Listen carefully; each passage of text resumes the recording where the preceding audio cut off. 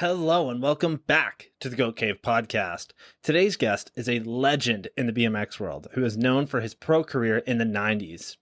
Not only that, but he has become a household name known for movies like Paul Blart's Mall Cop and Triple X with Vin Diesel.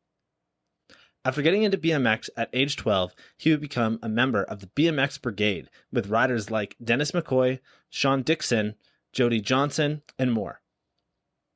Only a few years would go by, and he would find himself the newest member of GT, and with a full-page ad in BMX Plus. By the year 2000, he had rode in the 1996 closing ceremonies for the Olympics. He had made a name for himself in some of the biggest contests around the world, and he even scored some brand new, never-heard rancid music for his run at the year 2000 Gravity Games. Fast forward 16 years later, and he has just come out with Pool Seekers, a show with Boost Mobile that shows him and his crew going out and doing whatever it takes to ride backyard pools. Clearly, BMX and acting aren't enough for him, considering that he is a frontman of the band Good Guys in Black, a comedian, and a podcast host. I'm stoked to be talking with the one and only Rick Thorne. Rick, how are you, man? What up, dude? How's it going? Wonderful. Sorry, my dyslexia is really coming out today. Sorry, dude. I get the same way. Hold on a second. Cantor! Cantor! Come here! Son, hurry up, dude. It's an emergency. Seriously. Can you give me a monster right there? Just grab me one. Which one? Like the light blue can, whatever. What do we got in there? Hold on a second. I just got this super rad monster fridge. Yeah. Oh, Tony. Dude, look at that. Thanks, son. Hey, son. Thanks. What's the point of having kids if you can't put them to work, right? Hey, they're doing homeschool. They could also wait on me. You know what I'm saying? Fair enough. Anyways, homeschool with kids? Anyone out there got kids, man? These kids got it easy. Fair enough. Alrighty. So they go to school 3 hours a day. That's and they're at home petting their dog, laying on their bed at school. Come on. You ain't waiting. You're from Canada, right? Yep. You know, these kids, they're not waiting at the bus stop, freezing in the snow. You know what I mean? Yeah, so definitely, you can give me a monster dude. and deal with it, okay? Yeah, there you go. Oh, man. So typically the way that we do this on the show is that we'll go back to when you first started riding. So back in 1982, how did you get started? Dang, you did your research. 1982, you know what, man? We just started, I think it was just that bikes always gave me that feeling of like, you know, you want to get out of the house, you know what I mean? And just for me, like, look, man, back in the 80s, back then, I think we just rode around, kids just riding around the neighborhood, you know, just trying to jump off curbs and stuff. Just something you just naturally kind of want to do when you get on a bike, you know? Like you're riding around, you're on the sidewalk, you just naturally want to jump off of it. I don't think it's like a thing, you know, it's just something we did. You try to do a wheelie or whatever. It was just stuff you did as a kid, to kick outs and stuff and little jumps. And then, we actually did the whole brick and the board kind of thing. We just set like a crate with like a board and you try to jump it and stuff. That was like before, you know, I considered myself like really wanting to get into freestyle, which I really didn't really know what freestyle even was back then, you know? So around 1982, my stepdad, we got some ramp plans out of BMX Action because at that point, by 1982, I was into the sport. Like I stumbled along some magazines. I don't remember which magazines, but I want to guess that it was probably BMX Action or BMX Plus or both. And I'd seen these photos in the magazine of these pros, Eddie Fiola, Mike Dominguez, Brian Blyther, riding Pipeline, Upland, and Delmar. And I didn't know what the spots were, you know, but you read the captions and you start to pick up on it. It's a skate park. And, you know, being from Missouri, we didn't have any of that stuff. And being from the early 80s, I think the only skate parks was the West Coast. There might have been some on the East Coast, Florida maybe. But most of them were, that I had seen were in California. So instantly I started thinking like, I want to move to California. I was a kid. And that was at 12 because I wanted that lifestyle. I knew I wanted to ride bikes. I was when I saw the photos of the magazine, I was like, this is what I want to do. But listen, man, if I ramble, just tell me to shut up. But here's the deal. My dad just, I told my mom I wanted to get a ramp because I didn't even know what they were. I didn't know what they were called. And we got these ramp plans out of BMX Action. And we built this quarter pipe, 6 foot tall, 8 foot tall quarter pipe. I just seen Bob Harrow do a show at the Metro North Mall in Kansas City. And I got inspired, because I like when I got the main source for me getting into riding, and if I get off of what you asked, the initial question, but this is how I got into it, was the magazines. It was like I wanted to ride, but when you want something, you pick up on all these little things. You start getting into it, and then I just saw a magazine at a 7-Eleven or whatever. I had there was no scene, and there was no body saying this is what you need to do. There's no ambition to be inspired to be a bike rider or a freestyler or whatever. And it was when I saw those magazines is really what changed my life. That was my connection that was my inspiration. So once I realized what skate parks were, and these guys were riding transitions and quarter pipes, I wanted to do that. But, I would go out and I would ride, I would try to find grass embankments or hills or if you can envision, I remember this one specifically, sidewalks here and the hill went down and it was just a little gully, came back up. It was this apartment complex. And I remember rolling in, jumping in and trying to do airs. And I think that's where I learned how to do a 180. Wow. Because I was trying to emulate what I thought, because we didn't even have videos back then. There was King of the Skate Park videos out, but we didn't have a VCR, so I didn't have any videos. So I was just trying to guess and emulate what these guys in the magazines were doing to try to do it. I didn't even know what it was called, an air. I was just, was just trying to do what they were doing, but I didn't have the, obviously the skate park or the ramps and stuff.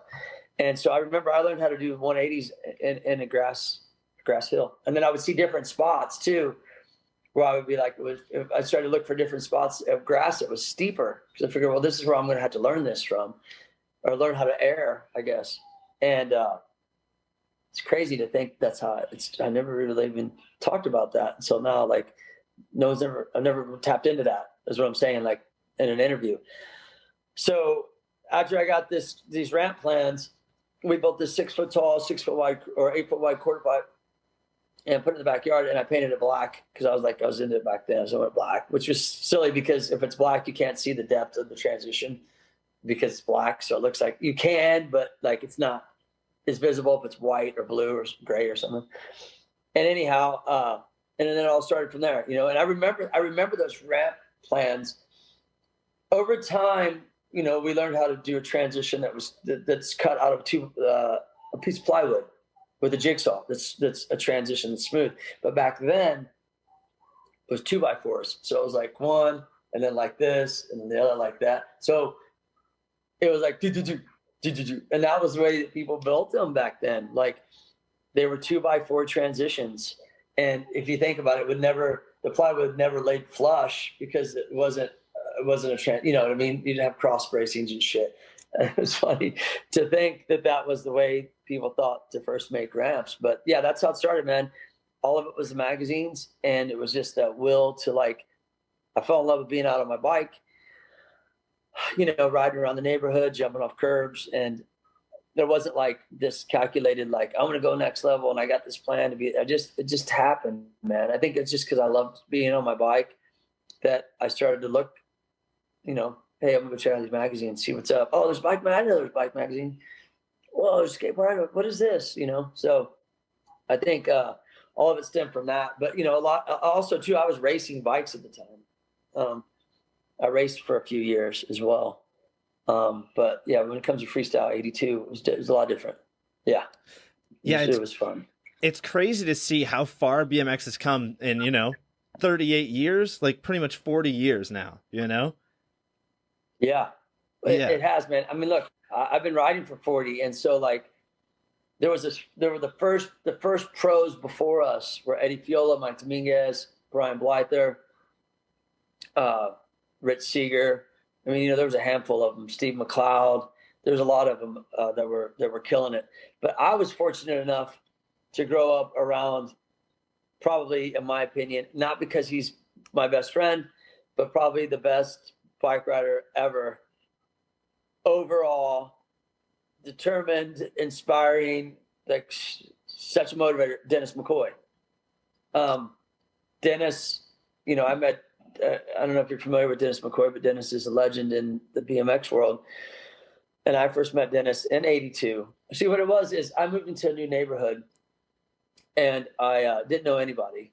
And at the time, this is funny to say and funny to think, but at the time, breakdancing was really popular. Okay, like people breakdance. That was what was popular. Beat Street movie, breaking movie. That was the thing. All the kids were breakdancing. Even me, I had cardboard in the back. Had like a Beat It jacket, Michael Jackson Thriller jacket, trying to breakdance and shit. It's pretty funny.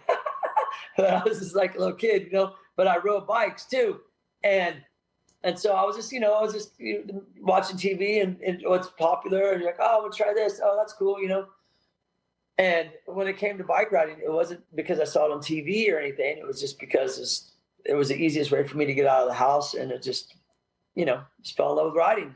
Nothing told me that I needed to do it. Because sometimes your TV will tell you what you need to do. And it does that quite a bit, actually, because people listen to it way too much than themselves. So it wasn't like TV was like going, hey, you should be a bike rider. But breakdancing, it kind of was, because that was like, and hip hop rap was kind of new into the mainstream then. And so all that kind of culture was something I was into. And so with bike riding, I met Dennis, and I moved into this neighborhood. What I'm getting at is, and so I was a bike rider, but I wasn't full-fledged bike rider because I didn't have anybody really to ride with.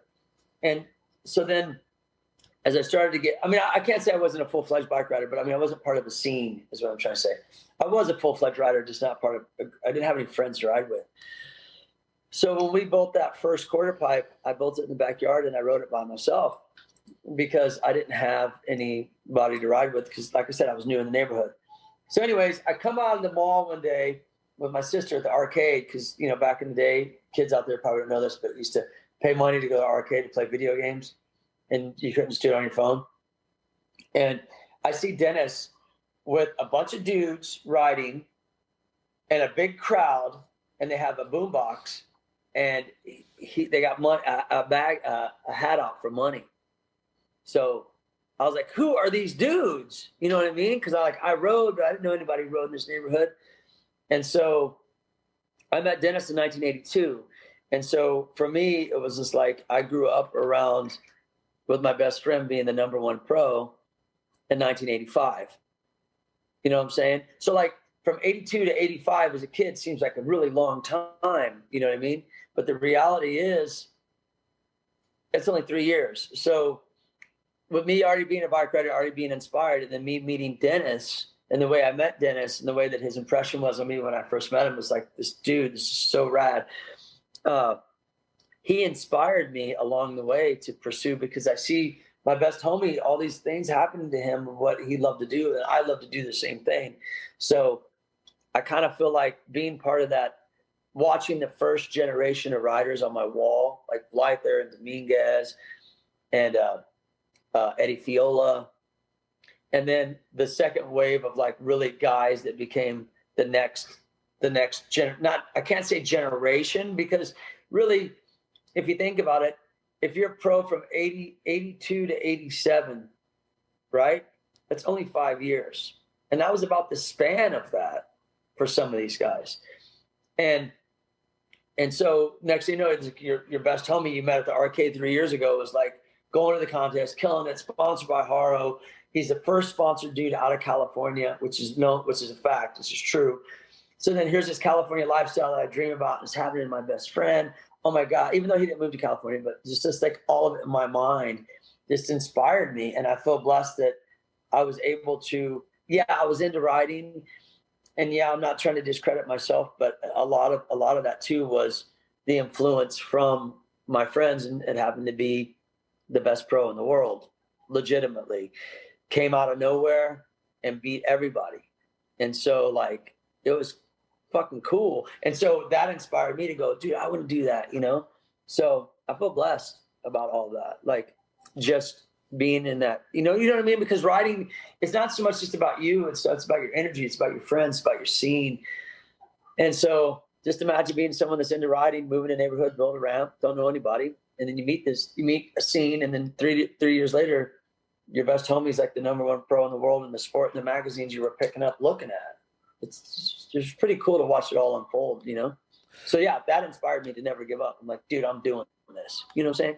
So yeah, absolutely. Yeah, DMC is a legend, dude. Like, if anybody who's listening to this doesn't know who Dennis McCoy is, again, you're living under a rock, because that dude is a legend. And what I love about Dennis is that he is still on top of the game today. You know what I mean? Like, 2 years ago, he was doing 900s at X Games on a vert ramp. Like, who does that at, 50? Like, nobody. So shout out to him, man. Yeah, He is, yeah. Well, listen, man, and yeah, you're absolutely right. Anybody listening, Dennis is an OG legend. He is the first guy. I remember the caption says, Dennis McCoy, first place overall, blah, blah, blah. How does it feel? Or sponsored by Haro. And it says, how does it feel to come out of the, what did it say, cornfields and into the limelight? Something along those lines. Because he was, at that time, California was the lifestyle. California sponsored all the riders. BMX and freestyle both started in California. Like, that was the spot. So here comes this dude from Missouri that drove his feather duster out to Venice Beach, competed in the AFA comps, and kicked everybody's ass. And then now he's sponsored by Haro, and everybody's like, he broke down some walls of like, you don't have to be from California. You don't have to live in this area. You don't have to be in the scene, like, of that scene. This is our scene. We're going to bring it to you. Boom. And that's, he broke down, he broke down a lot of doors for a lot of people, because at that point, I felt like, as far as sponsorship and like, being inspired to want to grow up to be a pro bike rider nowadays is a lot different than when we graduated school. So I think he broke down like a lot of those doors, or knocked on a lot of doors, or broke down some walls of saying like, you could be from anywhere and make it happen. You know what I'm saying? You don't have to live in Venice. You don't have to live in San Diego. You know what I'm saying? And so, and not to discredit those spots, because I love those spots, but I'm just saying, like, you could be from anywhere. Obviously nowadays you can, because of the internet and a number of other things, but back then it was just so different. It was completely different. And so, yeah, man, it was cool, because, it's like, riding is a feeling more than it is about like what material reward you can get out of it. Like, yeah, you need, like, to make a living and to support yourself, what you love to do. But just thinking back just right now, like, even to those days, it was always a feeling about being with your friends and trying new stuff and having fun, So yeah, it was a lot different back then. I don't regret it though. I'm glad I was through those years, you know what I'm saying? But yeah, it was different. Yeah, we're actually just watching some DMC footage right now from his Instagram, his most recent one. Yeah, he's awesome. Honestly unreal, man. Definitely pretty cool that you were able to, grow up around him and just be there with him through everything, especially to see like. Well, another thing, yeah, man, and sorry to cut you off, but another reason why me and him made a pact a long time ago to see who could ride the longest. Because we used to ride these, because the flatland used to be the most popular thing. So we used to go to underground parking lots and get there like around 10 or 11 at night and stay there to 6 in the morning practicing our flatland runs. Because flatland, tricks on the ground, that's called flatland, was more popular than, there was no park. You know what I mean? There was ramp. Basically, it was like quarter pipe and flatland. And that was what the contest consisted of. So flatland was actually the most popular at one time. And we made a pact to see how long we could ride. And if you think about it, like, even if the sport's been around 50 years, it's still new. And no one's never taken it to be like, how far can you take it? Like, realistically, And when I think of bike riding, I think like if you get out and you ride, like,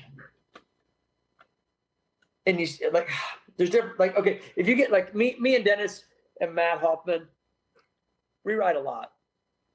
I mean, we ride a lot. It's not like we ride like, oh, let's get together. We haven't rode in 5 months. Let's go ride. Like, no, ride a lot. Like I ride every day.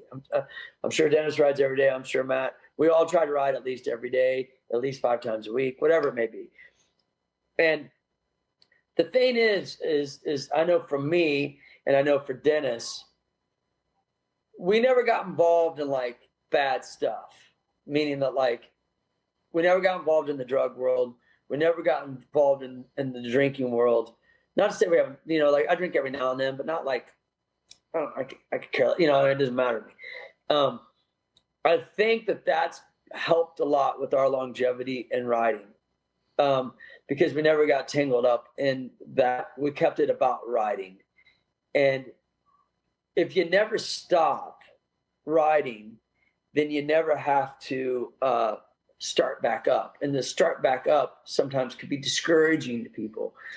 We never stopped, and we never got involved in the party and the feeling and the natural high. And I'm speaking for me, and I would assume and guess for Dennis, because he is my best homie and I know him like probably nobody else, is it's the feeling of riding is what's kept us driving forward and kept us motivated to want to keep doing it, amongst all like the rewards and opportunities and all that stuff that comes with it. But when you get down to the nitty gritty of it, it's because you love it and you're looking for that natural high feeling every day. Do you know what I mean? And to make yourself feel good about yourself naturally. And I think that's why, at least for me, why I still ride this long. It isn't to prove a point. It isn't to be like, I'm going to ride the longest, even though me and Dennis made a funny little competitive thing back in the day. Like, I'm going to ride longer than you. No, I'm going to ride longer than you. But it's not for any of that. I think for us old school dudes, it's just about like, you wake up and you know what riding gives you, and you go there for that feeling, you know, and it does a lot for your soul and a lot for you as a person. And I'm just curious to see how long we can go, you know. Like I said, it's a new sport, and it hasn't been around that long. You know, so if we could say, hey, you know what, I rode for 50 years. You know. Yeah, exactly. Yeah, you know? It's honestly, it's one of those things that's always really cool to hear about is people who have been able to stay sober most of their life or stay away from that kind of stuff through BMX, right? Because it's a stereotype that people that are outside of, you know, action sports kind of look at us as like, oh, I guarantee that dude has done drugs and stuff. And for most of us, it's not the case, right? Like for me, you know, I have a beer with dinner every day, and typically a beer on the podcast as well. But like, I barely even smoke weed, you know? It's just one of those things that, like, I don't know. I find that riding is such a better way of, I don't know, dealing with certain problems, right? I know a lot of people, they turn to drinking or drugs just to kind of help them get through certain things, whereas I would turn to my bike and just hop on and go for a ride, you know? It's a way better way of clearing your head, and it gives a lot to your personality and whatnot as well. Yeah, I mean, you're absolutely right. And anyone listening, I'm not trying to preach. I'm not trying to tell you how to live your life. I'm not, you know, I'm saying what worked for me, what my personal goals are, what I like, what I enjoy in life, the things that I've sacrificed to be a pro bike rider, the things I've been through have been other challenges and other obstacles in life. You know, I'm not here to say that you should do what I've done, but I will say, you know, that I'm not saying to do drugs, obviously, and I'm not saying to drink, obviously. I'm just saying what works for me, and I want to make that clear. You know, I've never done any drugs. You know, any of the stuff that, you know, people think I've done because I've been hyper and skinny and on TV going, ah, nah, nah. I was entertaining, dude. You know, a lot of people thought I did drugs, and then when it came to realize that I didn't, they didn't want to be my friend because I wasn't in that you know, that world. And so, you know, I've always been just the kind of dude that's like, you know, I mean, I didn't start drinking until I was 27. I hadn't had any alcohol up until then. And people always trip out on that because they thought I was just like speed freak dude. Fucking, I was like, no, dude, I'm just high on life. No, but man, like I ain't trying to preach, dude. You know, but I just have seen a lot of people come in the sport, get sponsored, get some attention, get some shine, blah, blah, blah. And then it's easier to get that shine from the party. Well, you got to wake up and stretch out and eat good. And your body changes when you get older. You got to change your diet. And you got to exercise. And you got to work out. And you got to, you know, this stuff, it isn't, I'm not riding at 51 because I'm lucky. It's because I've worked at it. And because I've didn't have a desire for those other things, you know? Look, man, I was never the dude that was in a hurry to be old to want to be young again. You know, I think BMX in this like timeless, like weird kind of like, you know, found a youth bubble, but it's just, you know, that's why I feel blessed by it, you know? And I think anyone out there could find something that they love to do like that at any age, at any time. I just found it when I was like 10, you know, just because I wanted to get out of the house, you know what I mean? So I don't think I'm any better, you know. I'm just saying that, like, I think that the reasons why we're able to ride at the level we are is because of we've stayed away from that world, because we all know that party world will wear your body out, and you know, and you get older, you put weight on. You know what I'm saying? You just do. Yeah, absolutely. You know, I can't be doing X-ups with the gut. It hit right there on the gut. I'll to get 90. Yeah, definitely, man. Even myself, you know, I'm turning 25 this year, and I'm already like, you know, gaining more weight than I had when I was 16. So I got to get out and ride more. It's tough with, you know, living in Canada, at least right now. Like, there's a foot of snow outside. So Canadians drink a lot, don't they? Yeah, a little bit. I definitely, I have my fair share of beers, but. I'm not judging at all. Yeah. Like, yeah, no, not at all. I think people drink a lot everywhere. It has to do also too with like why I moved to California. It doesn't snow here. Yeah. So it's kind of one of those things where when the sun's out every day, I'm like, I need to be riding. And this was my dream. This was my dream, you know. And listen, man, anyone out there listening, I just want to make it clear. I'm not trying to be a prude. I'm not trying to preach. You do. It's your life. You have to figure out your life, figure out what works for you. I'm saying what worked for me is when you find something. And I moved here. I chased my dream. I kept chasing it, you know, from Kansas City to California. And one of the reasons why I moved here also too was because of the weather. Injury wise, it's better on your body. And then you always want to be outside. So you always feel like you want to stay fit. There's always something to ride. The sun's always out. You know what I mean? There's a lot of opportunity. Yeah, it has a lot of other like things that I don't like traffic and shit like that. Very populated and stuff. But for me, all those others weigh out this other stuff. And so that's why I moved here, was just to keep, look, man, that's all I'm trying to say. Whatever your dream is in life, you have to chase it. You know what I'm saying? Like shit wasn't handed to me. I'm just going to ramble here for a second. No, of course. When I went to high school, I took one class and it was called mass media. And it was just like a class I took for credit because I needed to take a class for credit just to graduate, you know. And I'm glad I took it because it taught me how to put together a resume, and it taught me how to put together to promote yourself, and about media, about commercials and advertising and this, that, and the other. And I didn't know that later on in life I would apply that to my own career. And the class basically taught you how to put together a resume. And anyone out there listening, and this has nothing to do with anything you asked, I just want to spit this. Back in the day, if you wanted to be sponsored to get like a free t-shirt or a free pair of handlebars, because ain't nobody paying you back then, you had to go. What I had to do was I worked at an Olive Garden. I bussed tables to save money to go to the contest, paid my own way, okay, to ride good enough to hopefully get a photo in the magazine. And if I did, you wouldn't find out till 3 months after the contest when the magazine came out. And if you got that photo, you would Xerox it, call up a company, and try to explain to them what you do to try to get sponsored, or if they were in the action sports world. So then you would say, who do I need to send this to? You would Xerox your photo, type up on a typewriter who you were and what you were about. You'd put it in a bag and send it, and cross your fingers that they called you back. And if they called you back, they called you back on your mom's home phone number.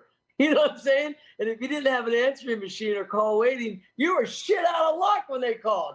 So that's a different world. It creates a different breed of like appreciation for why I'm still riding, why I still wake up, why I still love to do what I worked for, what am I still living that dream. Because I'm telling you, back then it was so different. And if you didn't grind, and if you didn't find wood or buy wood and build a ramp and put it in your backyard, because you didn't have any skate parks, you weren't doing those tricks you saw in the magazines. You weren't chasing those contests to try to place good. You weren't, you had to really be in it to win it. You know what I'm saying? Like we didn't have 50 skate parks to pick from. And I'm not trying to be the old like guy over here, like back in my day. Blah, blah, blah.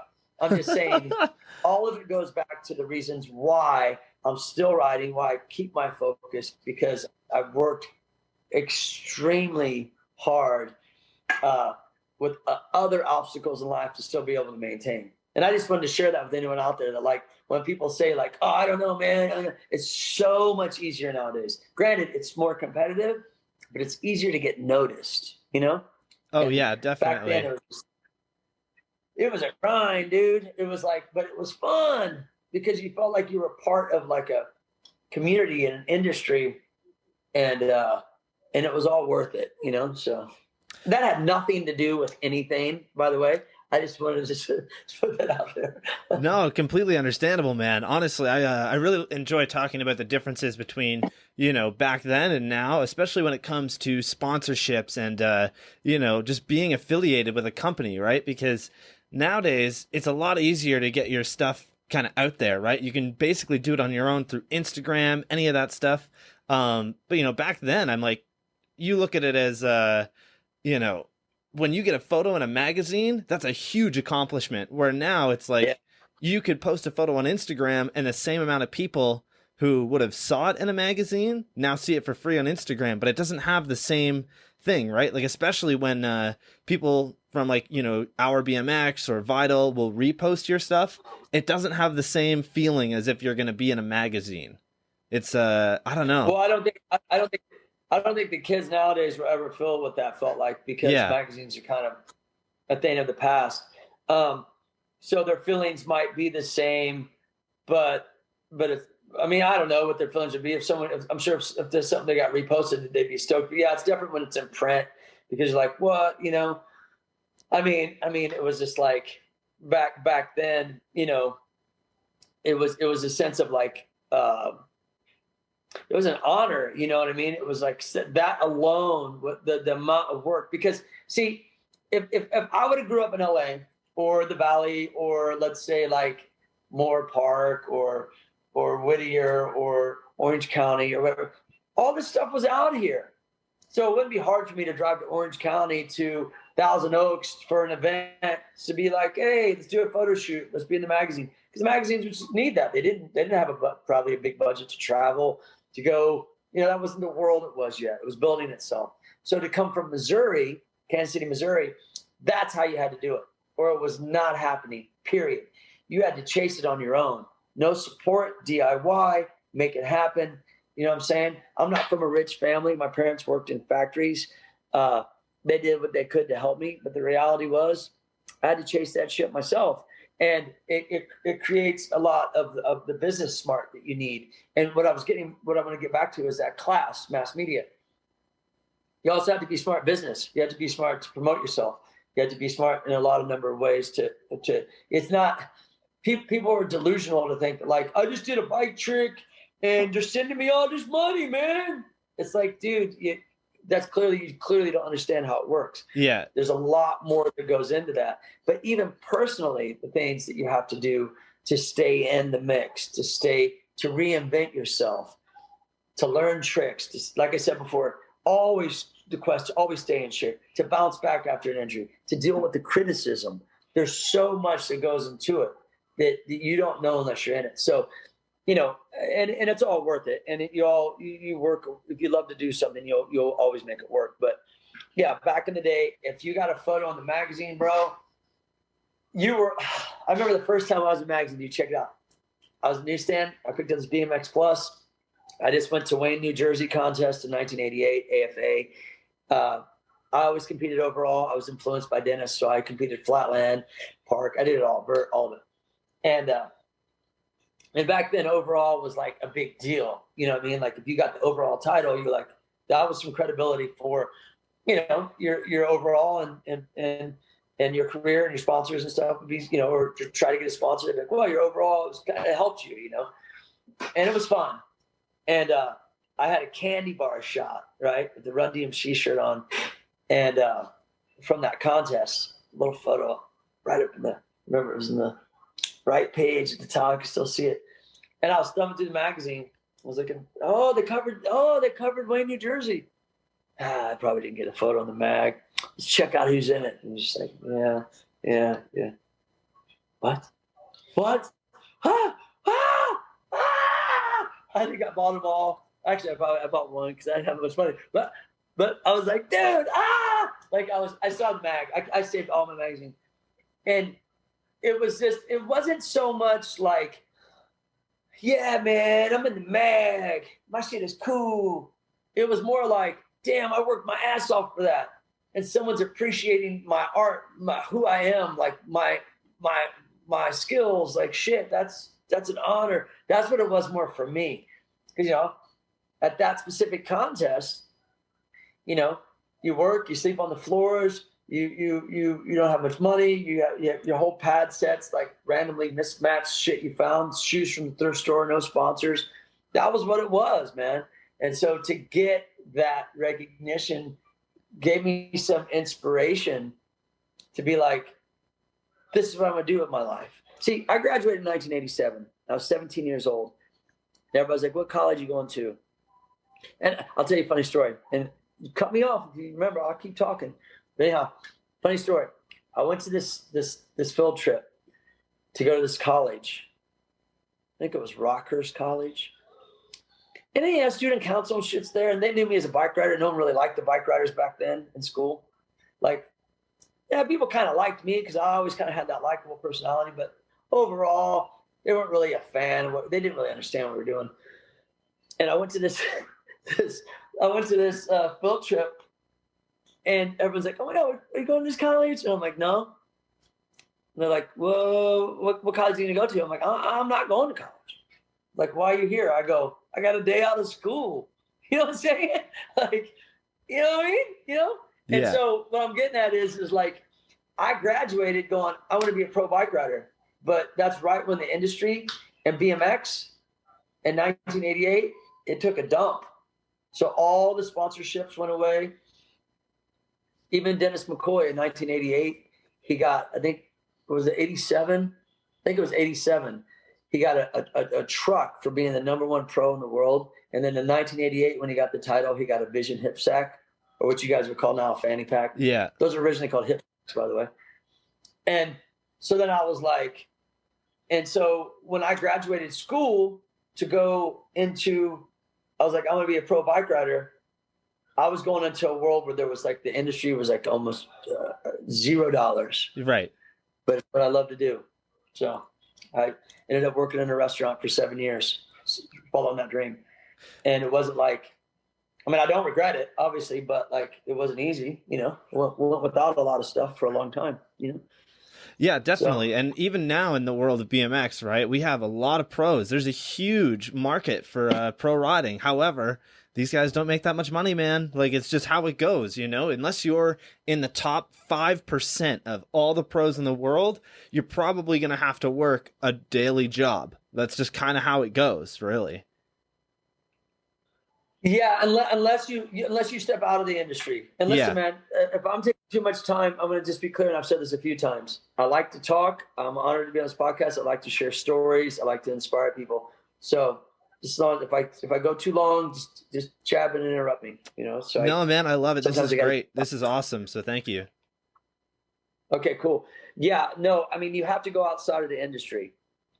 You know, in regards to like, you know, if you got a bike sponsor, I mean, back in the, like, okay, when we cracked or when the sport, like not cracked, but when, you know, it was like X Games, it was 95.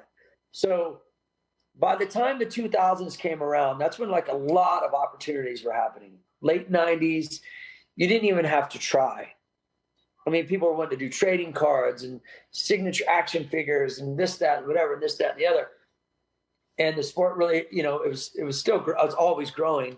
But what I learned early on and what I was blessed to do was I got to do a lot of media. I got to do TV. Then I went into radio. And then I realized that I am my brand. Like, yeah, I'm attached to these brands, you know, but I'm the brand as well. So my brand is collabing with their brand. That's kind of how I look at myself. I know that sounds strange, but in order for me to be a bike rider at the level that I want to be, I have to do a number of different things. That's what I was trying to tell you earlier. It isn't so much like maybe in the 2000s, it would have been like, are you in the X Games? We want to sponsor you. But that ran its course quick, few years. Yeah. We're talking, we want to do it 50 years. Let's figure this shit out. How are we going to make this happen? And so what you have to do is you have to go outside of the sport. You have to be fearless in the way of like not letting the industry dictate who you are or dictate who you are as a person or what you should and shouldn't say or how you should dress and shouldn't dress. You become a leader. You become your own brand, your own image, your own, and that's what I did. And at one point in time, I faced some challenges with the sport because of that, because I was different. Yeah, absolutely. But, you know, but at the same time, those same fools that were saying that were probably still trying to figure out how they could make it happen so they could keep riding. Because anyone that rides, once a rider, always a rider, you want to try to find a way to keep doing it as long as you can because you love it. Yeah. Not like you're just trying to come in and get this money off of this cheesy shit and be out and be like, cool. No. I believe anyone that loves to ride and puts in that work to kill it, they're always going to be a rider. It's just figuring it out. How can I do this as long as I can do this? And yeah, so, absolutely. You know, yeah, it's like, that's how it is, man, you know? Yeah, So. I think you are a great example of someone who is able to market themselves outside of BMX and still be within it, right? Because you're not just known for riding BMX. You've been in, you know, huge movies, big blockbuster style movies. You were hosting the Vans Warped Tour for years as an interviewer. You know, you've talked to some amazing people, some huge people. And then also on top of that, you're also known for, you know, your music, your comedy, everything. And what I love is that it's not like anything that at least I look at and think, oh, he's, you know, a sellout. All this stuff is stuff that you enjoy, that you generally want to do, you know? Yeah. I mean, look, thanks for saying that. I mean, the reality is I went to acting school for 3 years. Yeah. Okay. Here's how Triple X happened, because opportunities have been offered to me and I haven't said no, even if I didn't know how to do it. I was like, let's just do it. Let's figure it out. When I started doing TV, I didn't know how to be a TV host. I was a big personality in the sport. I got asked to do that. And then one thing led to another. Next thing I know, ESPN's like, hey, can you do this radio show for us? That shit went 9 years, which eventually turned in from a radio show in the studio to a podcast. And then, so here I am at the X Games in, I think, 99, and I'm interviewing Vin Diesel. I didn't even know who Vin Diesel was. And he's like, I like your style. And he put me in the movie. I got a cameo in the movie, and I was like, oh shit, this is rad. Like, and then I said, maybe I should get into acting school. So then I graduated from one of the best acting schools in LA because I'm like, I'm going to get in a good school because acting's different than hosting, which is hosting TV is different than radio, you know? So I got into these things. And then last year, before I did comedy for about a year and a half, I got into comedy, which is totally different than all of it. So even though they're all kind of combined, they all have their different languages and a different way to execute and the different ways to perform. And same with music. I started a band in 2009 or 2008. And so it's like that was a way to verbally express myself. And so you learn. And then I had to learn about the music industry because no one in my family is from any of these things. They're not from film, TV, radio, music, none of it. I've just said, okay, well, this is what I'm going to do. Do your own research and study and make it happen. The thing with music too, man, it wasn't like and still to this day, it's not like, well, gee, I'm getting a little old to ride. Maybe I'll just start a band with my popularity name and make some cool punk shit. There's nothing like that. That was a whole nother dream that I wanted to do as a kid. See, bike riding to me, it's a physical expression. Like I'm expressing myself physically. You could do some shit. You don't have to say a word. It speaks with your tricks. You get up there with the mic and you're not in your helmet, your pads, and sitting on your bike and nothing's shielded behind anything. It's go time. That's a whole nother trip. That's more of a verbal expression. So being able to get both of them, because I felt like even though I'm very verbal in BMX, sometimes that worked against me. So I needed to find a place to where I had my verbal expression that was mine and I owned it like I owned riding. You know what I'm saying? So the two go together so much for me in my mind. That helps me, you know, and that's why I started it. So then I had to learn about music, and then you have to learn about, you know, and then the Pool Seekers. That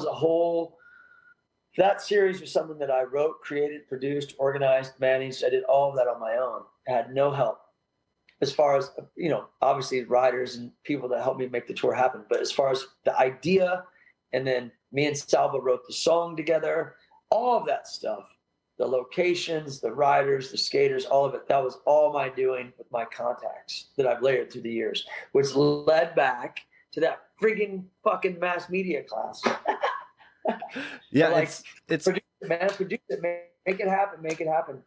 Yeah, it's funny how you know, that one class kind of has led you so far in life, right? And what I wanted to mention is the fact that, like, you know, with all the different projects you've worked on, it's just so rad to see that with each one of them, you really did enjoy it and you went into it loving the idea of it, right? Like with Pool Seekers, that's clearly something that you would be so into, right? And it's BMX, but then also with comedy.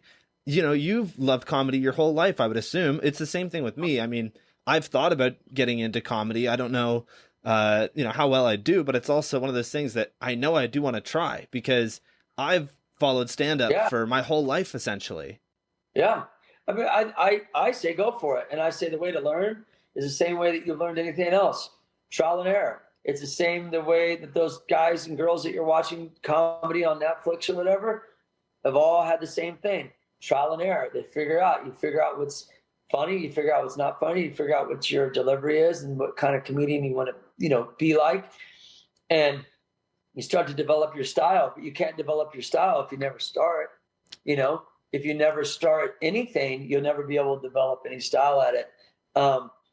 So be ready to be shut down and be cool with that and be cool. Like when I started doing comedy, I learned quickly, like the jokes with my friends aren't necessarily funny with a group of people that have no relationship with me.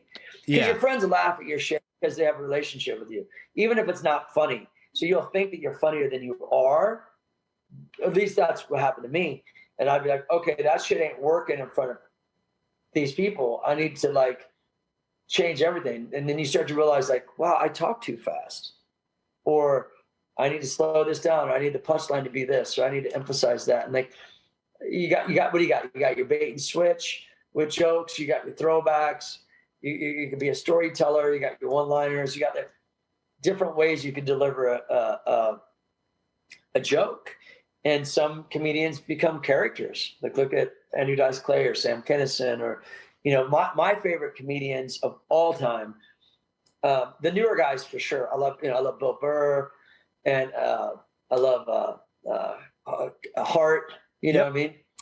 But you know, Richard Pryor and George Carlin. Yeah, two amazing comedians, definitely. Yeah. And I think it's because my mom, when we grew up, we got to watch whatever, you know, when we were kids. And so I think that those two really stuck in my head as like people that really felt like they were, you know, especially Richard Pryor. His stuff was more therapy. He grew up in a really abusive environment as a kid. I don't know if you've ever done any research of how he grew up, but he grew up like around all of it. Wow. You know, yeah. The sex and the drugs and all that. Yeah. Hardcore. And then George Carlin seemed to be more kind of like, just like so smart, you know, like just so intelligently smart, and like just, but delivery was just so. With the combination of those two, I like those two a lot. I like a lot of different comedians, but what I'm saying is, for you, I would say go for it, because what do you have to lose? You go to open. I mean, I don't know how to do Canada right now. It's probably crazy with open mics. Nobody's social distancing and COVID and shit. But like once that passes, like go to an open mic. 3, 4, or 5 minutes of your life, even that, like I think it's like 2 minutes, 2 or 3 minutes of your life, and then you get if you like it, you get a buzz for it. You're like, this is cool, and you get into it. Yeah, definitely, man. Comedy's always been a huge part of my life, just in general. Like I listen to like a different comedy podcast pretty much every day. I'm a huge fan of Burr, and then obviously I believe Chappelle has one coming out soon, and Chappelle he is amazing, dude. What I love about I don't even really I miss Chappelle. Chappelle reminds me of like a newer, like different delivery, but he's like a genius. He's up there with like George Carlin in my mind. Absolutely. Just the way that he can just the way that he can captivate an audience by like just talking. Like most recently he put out a thing talking about how when he had Chappelle's show back in the day, that he really didn't get paid a lot for that, and that was something that I could sit there and listen to and watch the whole time, and really, it wasn't even about the jokes, but it was still super entertaining. And that's not easy to do. No, I saw that. I saw that post. I saw him post that. Yeah, it was incredible. I've seen the same thing. Yeah, I mean, what's really cool is a buddy of mine works at the Comedy Store in Hollywood, and so man, it was so fun up until last March when this because COVID and shit. I was able to go. He's been working there for 20 plus years. So I was able to go into the Comedy Store with him and meet everybody you're talking about. Not so much Chappelle, but Bill Burr, Tom Segura. Yeah, I love Tom. Tom, Bert, Joe, all those guys. Yeah, Bert.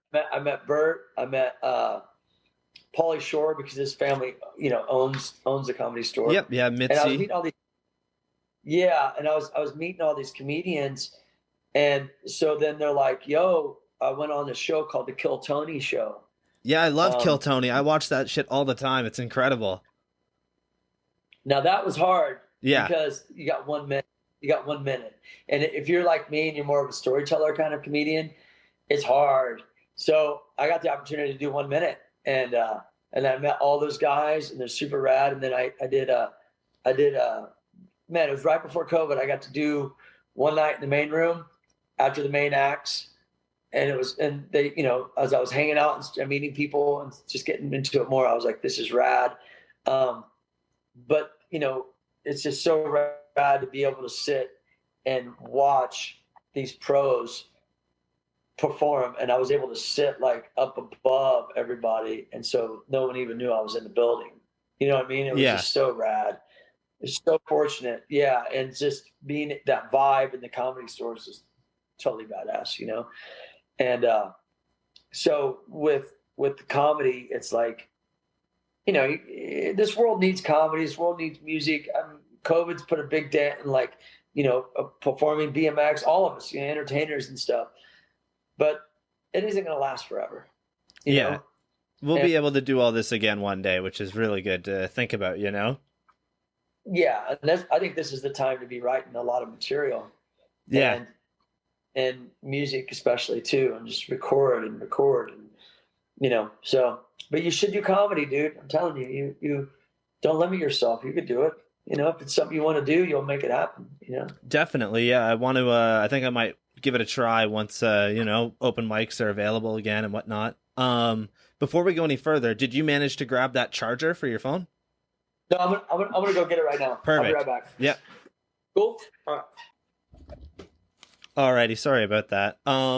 So jumping back here, I wanted to talk a little bit about, physical copies of things and whatnot, because we were talking about magazines earlier. Now, recently, you and Tony Hawk ended up doing a print of an over-under that you guys did. And I was lucky enough to get my hands on one. I know that I bought it within the first hour that it was available, because I knew that shit would sell out. And what's funny is that about a month beforehand, I had actually bought a print same thing, 8x10 of Tony at Elliot Sloan's house doing the I think it was a hand plant on a van on top of his mega ramp. And I bought that for my dad for his birthday, because he is a huge skater. He loves Tony Hawk, any of that stuff, right? He owns so many boards. He has a signed Rodney Mullen board. But yeah, anyways, what I love is the fact that you guys actually did that, because it's something that people can really get into, right? It's something that is right now across from me in my studio, and it's right underneath a Crandall painting that I was given. So it's just really cool that you guys are doing that. Yeah, I mean, you know what, man? I've been friends with Tony since I started doing shows with Tony in 90. Do my math here. 92, 93. Yeah. And then, obviously, like, we've done a lot through the years, the Boom Boom Huck Jam, and he's always included me in his events and his tours, his skate park tours, his video games and shit. And like, when I quit when I quit competing vert, it seemed like I would go, then I started riding more pools and DIY spots and street spots. And, the pressure was taken off of me of like, okay, I competed vert for 25 years. And that's what happens to a lot of like pros, is that if they don't have like set up themselves for any kind of an afterlife, you find yourself competing for 30 years and you're doing the same thing, but expecting a different result. That's called insanity. Yeah. With anything.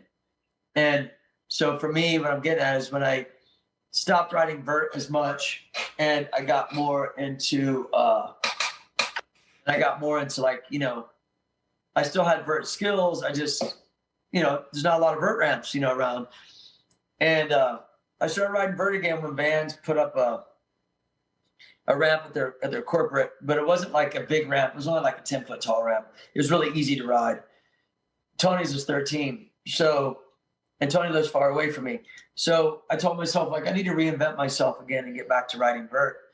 And things have started to come back. So when I went down to Tony's to ride, he's like, hey, you want to shoot a double shot in side by side? I was like, sure. And then the next time I rode down there, he's like, I'll go under you.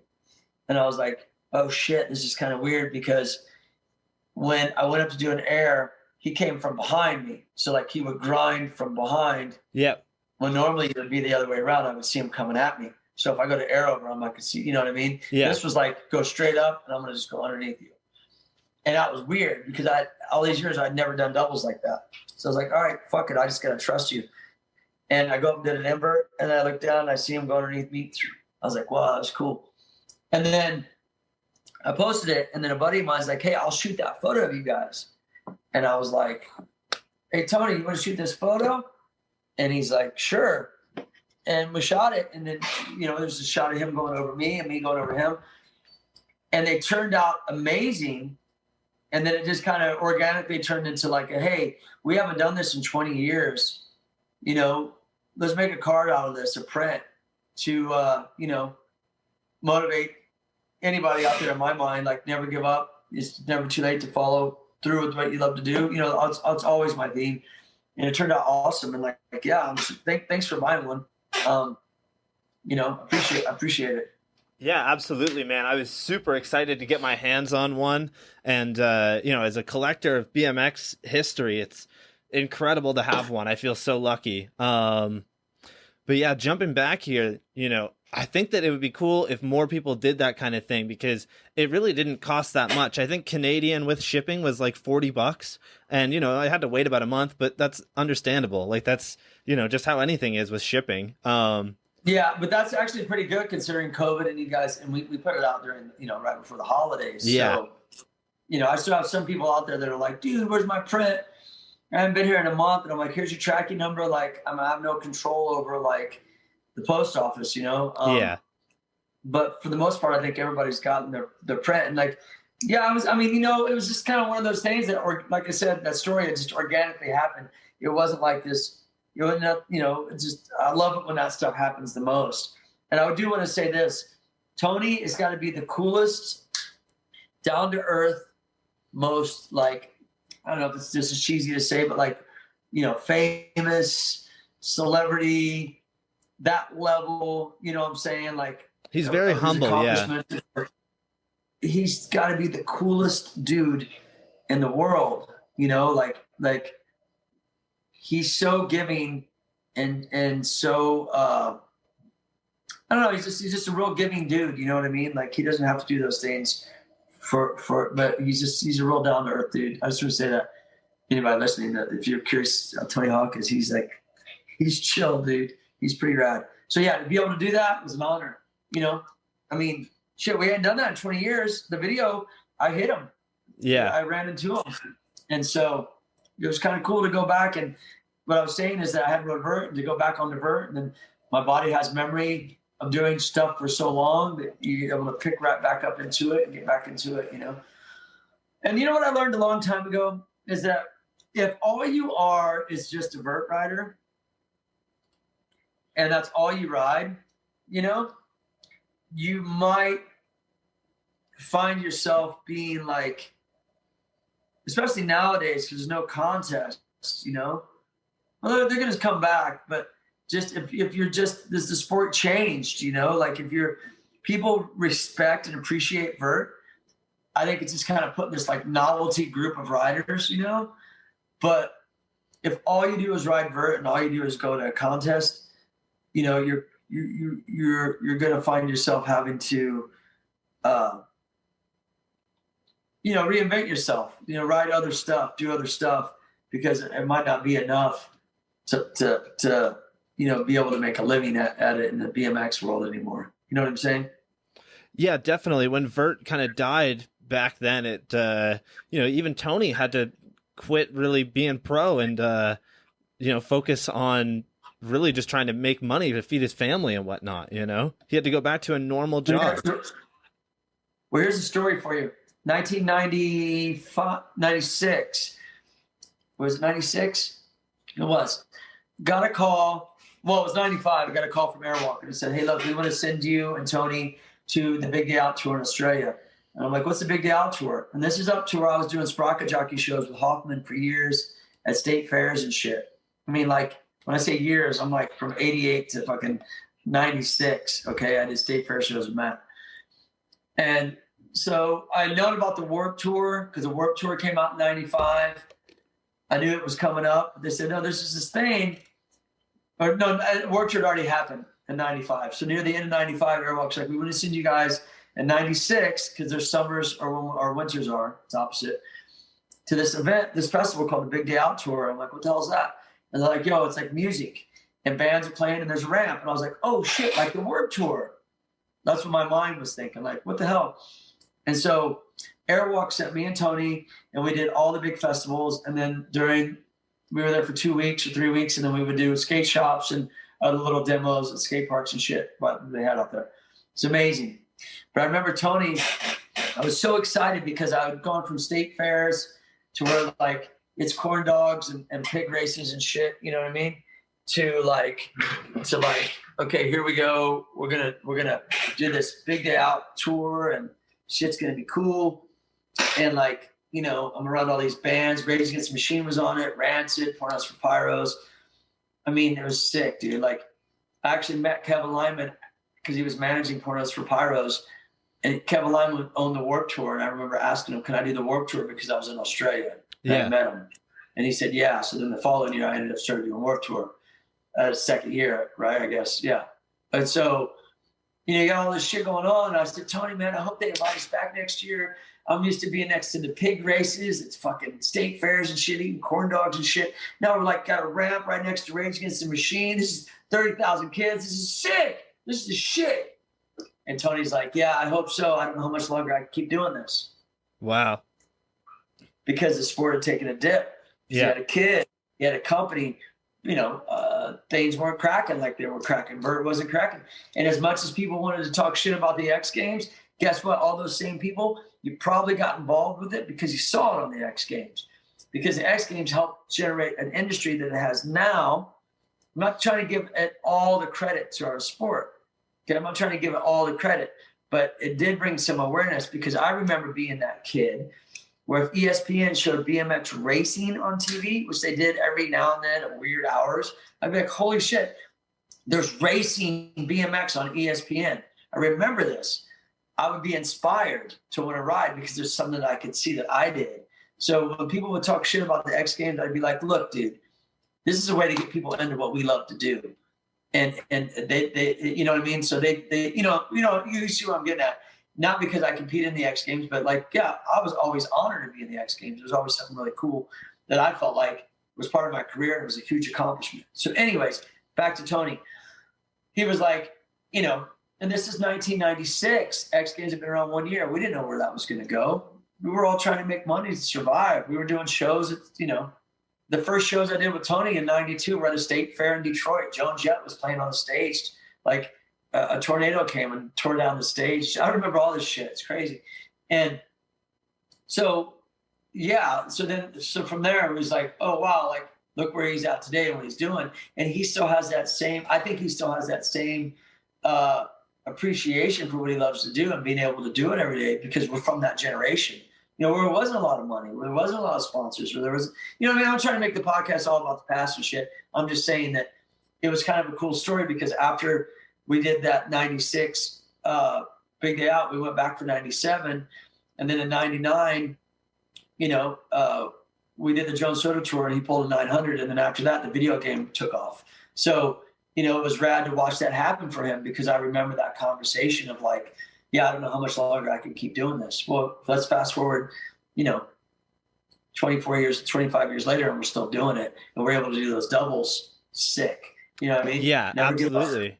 You know? Yeah, while we're on the topic of Warped Tour, you know, first thing that I think of when I think of Warped Tour was definitely, you know, the fact that they had people riding in the background and whatnot, huge bands.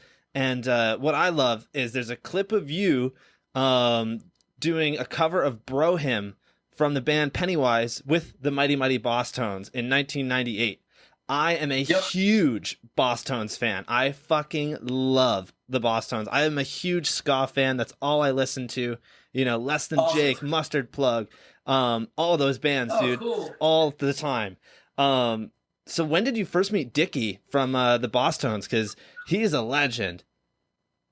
Well, you know what? Like a lot of when you do the Warped Tour, it's like traveling, you know, you don't really see much of anything but the parking lot, you know, unless you're a band that like makes, you know, some bands make decent money on the tour. They could afford like a runner and they could go like get a hotel and shower and, you know, they don't have to, they can leave the venue because they have access. But we were like, we were just, you know, we had to perform twice. We had to sign autographs twice. So there was really no reason to leave the venue. So then you pull up to a spot, you'd you know, go about your business, get out of the van or the bus, and then you'd go about your day, and then you'd hang out to the bus call, and then you'd leave, you know? And so with that, what I'm getting at is with that kind of community of the travel work tour, you just meet people by being on the tour because there's only, you know, we go to catering, we go to the stage, go to your bus, go to catering, go to, you know what I mean? There's only certain places you can go. And at that time, we were like, you know, our sports were coming up. So there was a lot of attention. There was a lot of attention on punk rock because you got to remember like Blink-182. Well, at first it was more Green Day, I think, that kind of came out and was the first to kind of go super mainstream. Even though I think Blink did, it was more Green Day and Offspring first, I think. And because I remember touring with Blink on the Warped Tour in 1998, I think, before Travis was in the band. And then after Travis got in, you know, it blew up or whatever. But there was a lot of attention on like punk rock and the mainstream. And they never really had that. You know, the Clash and the Ramones in the 80s, I remember growing up, they were kind of like, they were on TV, on MTV, but then it kind of went away. And then it came back with like Green Day. And so what I'm getting at is with the sports and the punk rock and everything being so popular at that time, it was new to like, you know, mainstream media. Like we all kind of clicked, you know, like, oh, X Games is new, you're in the X Games? Yeah, oh, no way. We start talking and we just become friends, you know. On that specific tour, it was in Hawaii, and Pennywise couldn't make it over to the Hawaii stop. Because I think that year we went to like, it was a sick year, man. We went all through Europe, all through the States. Australia, Japan, Hawaii. Sick, dude. And I did like the whole 14 weeks of that shit straight. We're talking like grinding hardcore BMX every day, hurt or not hurt. You gotta get the fuck up, make it happen. You know what I mean? And so me and Steve Caballero were standing on stage because we'd always go watch the bands play. And that, you know, like for me, starting a band wasn't too far-fetched because I was always around music. And then here I am every day watching musicians, something I wanted to do. But what I'd been doing so long with BMX cracked that how can I turn my back on this career? I needed to make this happen, you know, because I wasn't going to like stop, work all the way up to get all this thing with the X Games and this, that, to go, now I'm start a band. Do you know what I mean? I could have, but I needed that focus to stay competitively.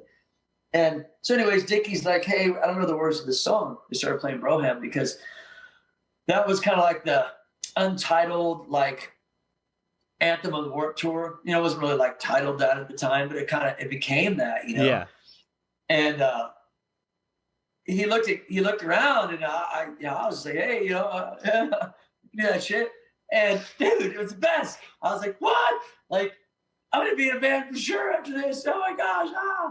And it was rad, man. I messed up a couple lyrics, but it was just totally off the cuff. I never rehearsed it with them, nothing. And just kind of went off the feeling and it turned out great.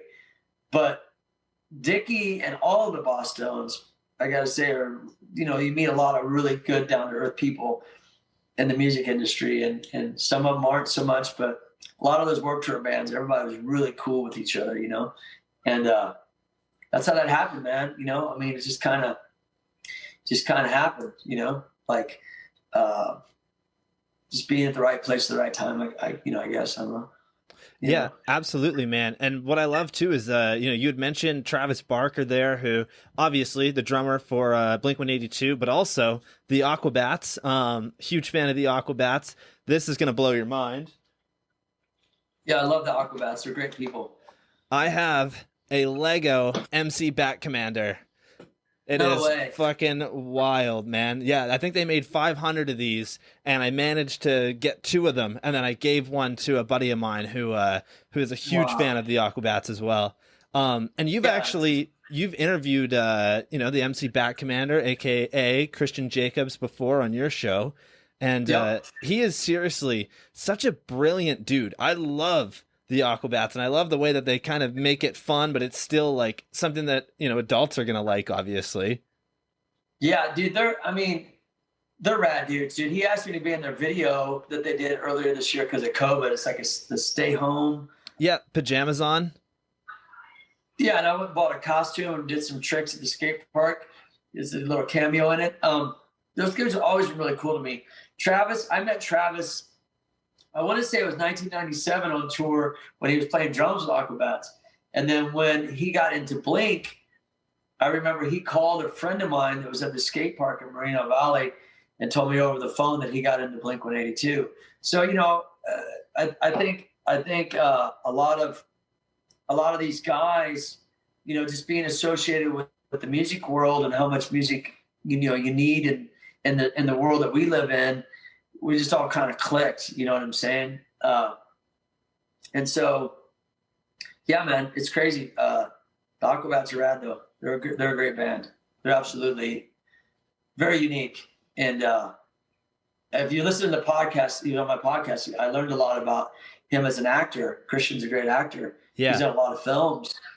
And yeah, he was in he was from a family of actors. Yeah. Yeah, he was in Married with Children, wasn't he? As a child actor? Yeah, he was in a lot of movies, and then you know, even how he started Aquabats and stuff, and just like what it's turned into, and like they're definitely, you know, and then for the TV shows, and then the Yo Gabba Gabba. I'm sure you're familiar with Yo Gabba Gabba is another show they created for kids. So very, very, you know, I like those kind of people that are very their own, and create their own world, and create their own thing. I just dig it, you know. Yeah, and you know, before we stop with Warped Tour and move on, I have one more. Rancid. So this is wild, dude. Your Gravity Games run in the year 2000 had brand new, non-released music from Rancid. So obviously, you had to have some sort of in with Tim Armstrong and, the rest of them. How did you guys make this happen? Well, the thing is and that goes back to like how it worked at the, when I used to go watch Rancid play every day, Tim would say, "This is where I stand." Like behind his amp. Mm-hmm. No one else could stand there. He would even say, "Move, this is my spot." Because I would go up and I just connected with those guys. I connected with their music and who they are. When I first met them, actually, goes back to when me and Tony went to the 1996 Big Out tour. They were on it as well. Yeah. And that's when we first met. Just being on the tour, man, I've been with those guys, getting tattooed with them and being on tour with them. And, you have days off on tour and people want to hang out and kick it, or, you got a lot of downtime. Listen, man, if you play in a band and you're on Warped Tour and you're not selling your own merch, and you're you're a band that's got some label support and you got your bus and this, that, whatever, you're playing for only a half an hour a day. Yeah. Now, if you're a band that's not setting up your gear, you're not taking your gear down, you're not selling your merch, you're not putting up your merch tent, you're not there in the sun all day. You know what I'm saying? You may do an autograph signing here and there, but if you're playing on Warped Tour, the sets were usually a half an hour for everybody. So think about it. You got a lot more time left in the day. Definitely. A lot. Yeah. And so there's a lot of hangout time. There's a lot of downtime. There's a lot of getting to know people. There's a lot of, hanging out in the catering, this, that. And so, there's been several bands on that I've seen come up that totally take off. And Warped Tour kind of turned into got a new band, put them on Warped Tour. Next year, they're the biggest thing in the world. From Black Eyed Peas to Green Day to No Doubt, on down the line. Yeah. And so that became like the spot. We were always the dudes that were consistent with writing. And at that time I had built with TV and stuff and X Games, bands started to recognize me. And then I remember I interviewed Korn on the Warped Tour in their bus. Then ESPN came in and I had a separate show where I was interviewing bands called X Tracks. And so I would interview bands for the show because I knew my relationship with all these bands through that tour. So, it's very fortunate, man. I'm telling you. Look, it goes back to what I was saying earlier. In 1996, you're in Australia, you know about the Warped Tour, you're at this music festival, holy shit. I'm used to being like I said, state fairs. It was cool for the time, but we had outgrown that. We wanted something more. And Spark, punk rock's big, X Games big, all this stuff's happening. It's in the air. Something's about to happen. You know what? And you're right in the middle of it, and you don't know it. You know what I'm saying? Yeah. And it's and then saying, "Oh, that's Kevin Lyman from Warped Tour." You're like, "Oh, I want to say hi to him and ask him if I can do his tour." On the spot, I just asked him, "Hey, can I do the tour?" He's like, "Yeah, I can do a couple weeks next year." Cool.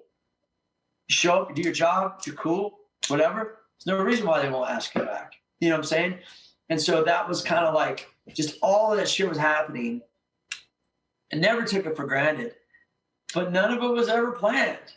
And never of it was none of it just all organically happened. And I feel like that's kind of been my career. It's been yeah, I've been driven, you know what I mean? I got to get to these contests. I'm going to get noticed. I'm going to learn this trick. I'm going to overcome this, do this, that. But everything else has just been kind of I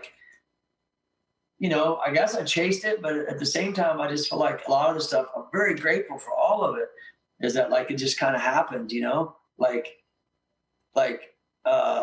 never had a manager. I mean, I tried to deal with some managers before, but what happened with managers was I got to the point where I knew more people than managers. Yeah. So then say I'm a monster. I'm the first monster athlete ever to be on their team because I got a call to be on Monster Garage with Tony Hawk because we both rode for a different soda company at the time, and they made an RV, a ramp, and we rode it in Venice Beach. And then some dude comes up and gives me his card and says, "I work for Monster Energy." I call him. I ended up being their first monster guy. I've been there for 20 years. Yeah, which is wild, by the way.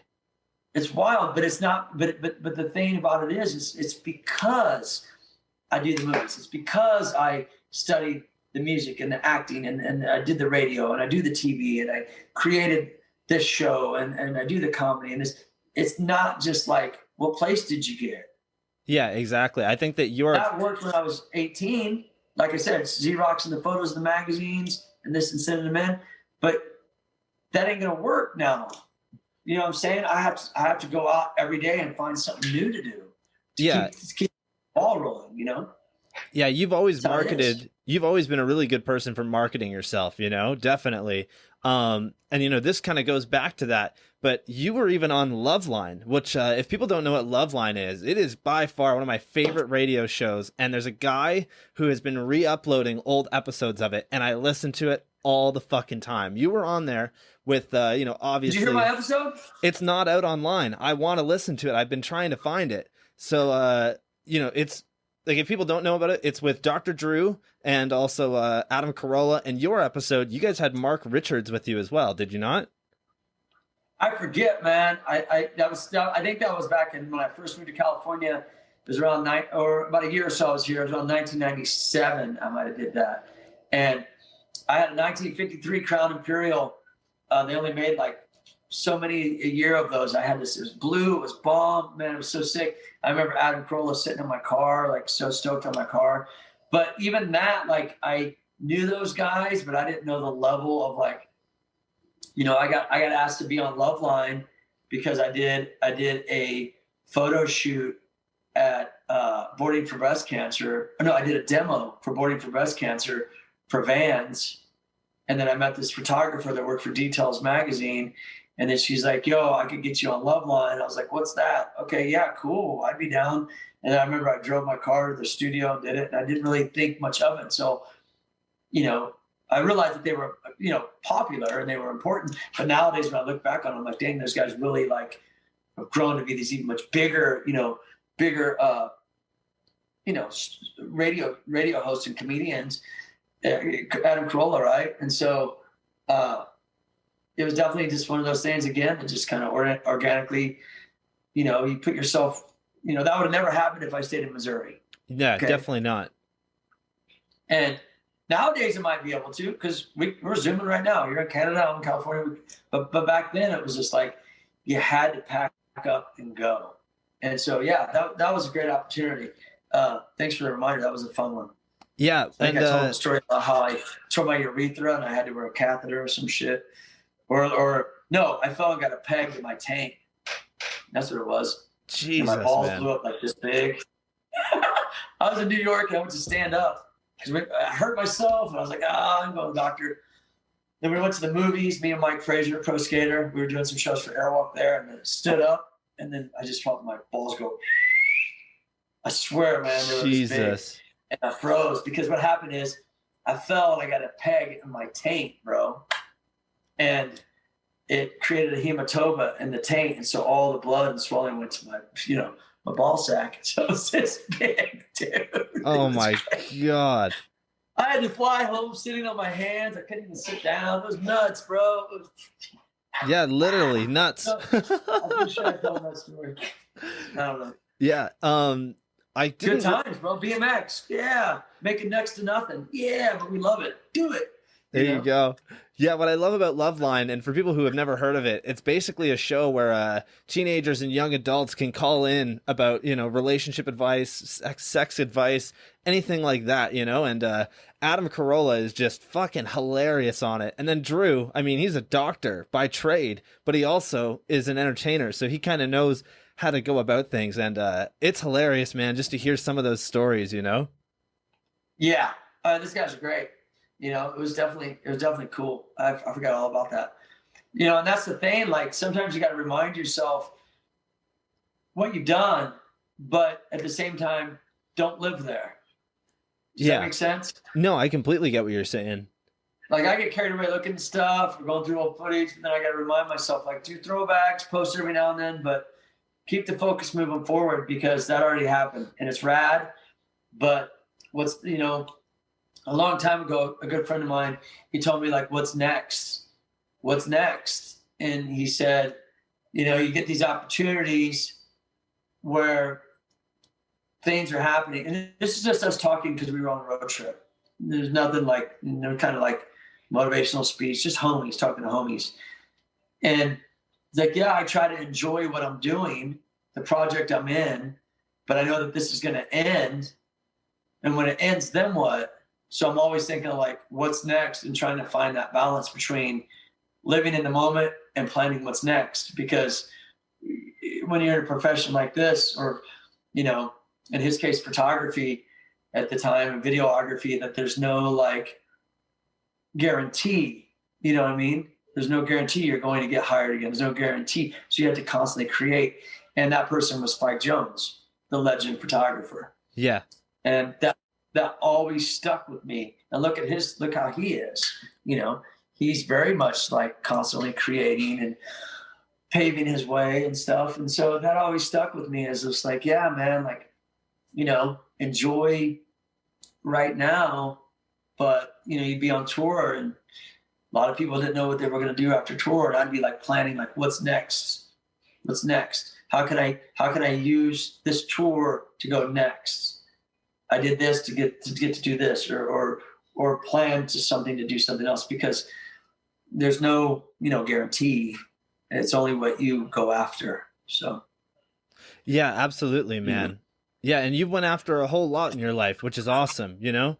Let's go back to Pool Seekers here, because I really do want to chat about that and really dive deep. So for people who don't know, Pool Seekers was essentially a show where you would team up with Boost Mobile, and it would show you guys basically going out and doing whatever it takes to ride a pool. You know, there's many times that you guys are bringing in a generator and a sub pump just to pull all the water out.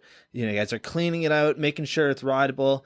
And then you would end up riding these pools that have like huge significance, right? Like the first castle, the Nude Bowl. And then you'd bring in people like Tony Hawk, Ron Wilkerson, and so many more other names. And I believe the first castle was the first episode you guys did, right?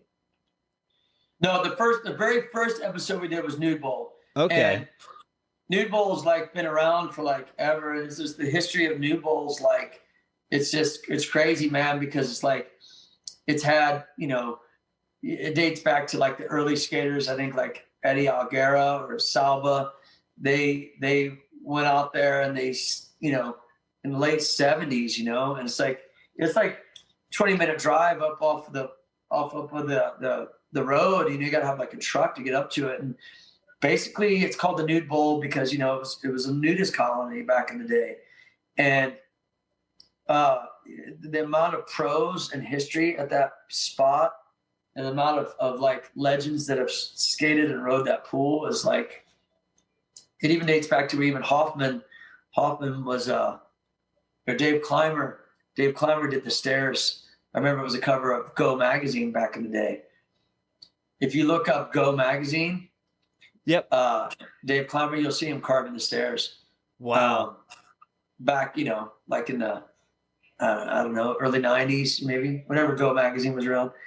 But yeah, man, you know what, what the thing about pool riding is, to anyone out there, you know, you're riding things that are left for dead, you know, like, you know, it's not like you're going into people's houses that are people live at or being rebuilt, or you're tearing up anything, you know what I'm saying? The majority of pools, if not all of them, unless it's a permission pool, is just, you know, it's just there and it's going to get torn out. And I'm just really surprised the Nude Bowl's been around that long. I mean, like, it's a long time, dude. That's longer than my riding career. People have been skating that thing. Yeah, there's some incredible history about the Nude Bowl. You know, there's we had Dean Dickinson on the show recently, and Ratty Matty, cool, of course. So we had those two on, and Dean went in depth on, you know, why the Nude Bowl is so important and what makes it so iconic, you know. And then when we had Ratty Matty on, we actually got to talk about the first castle and that pool. And there is a lot of history about that place. You know, one thing that comes to mind instantly is that the Beastie Boys recorded their music video for Hey Ladies there. And that music video is huge. You know, that's when that pool was actually full of water. So insane to think about that. How did you guys manage to set that up? Well, actually, not too long ago, I think let me look this up real quick. So people are like, do you know what you're talking about? There's a rapper that filmed there, and let me see if I get his name right here. And what they did is they made it look like the pool was full of money. Oh, wow. Yeah, check it out. Check it out. Let me. If you Google images, hold on 1 second.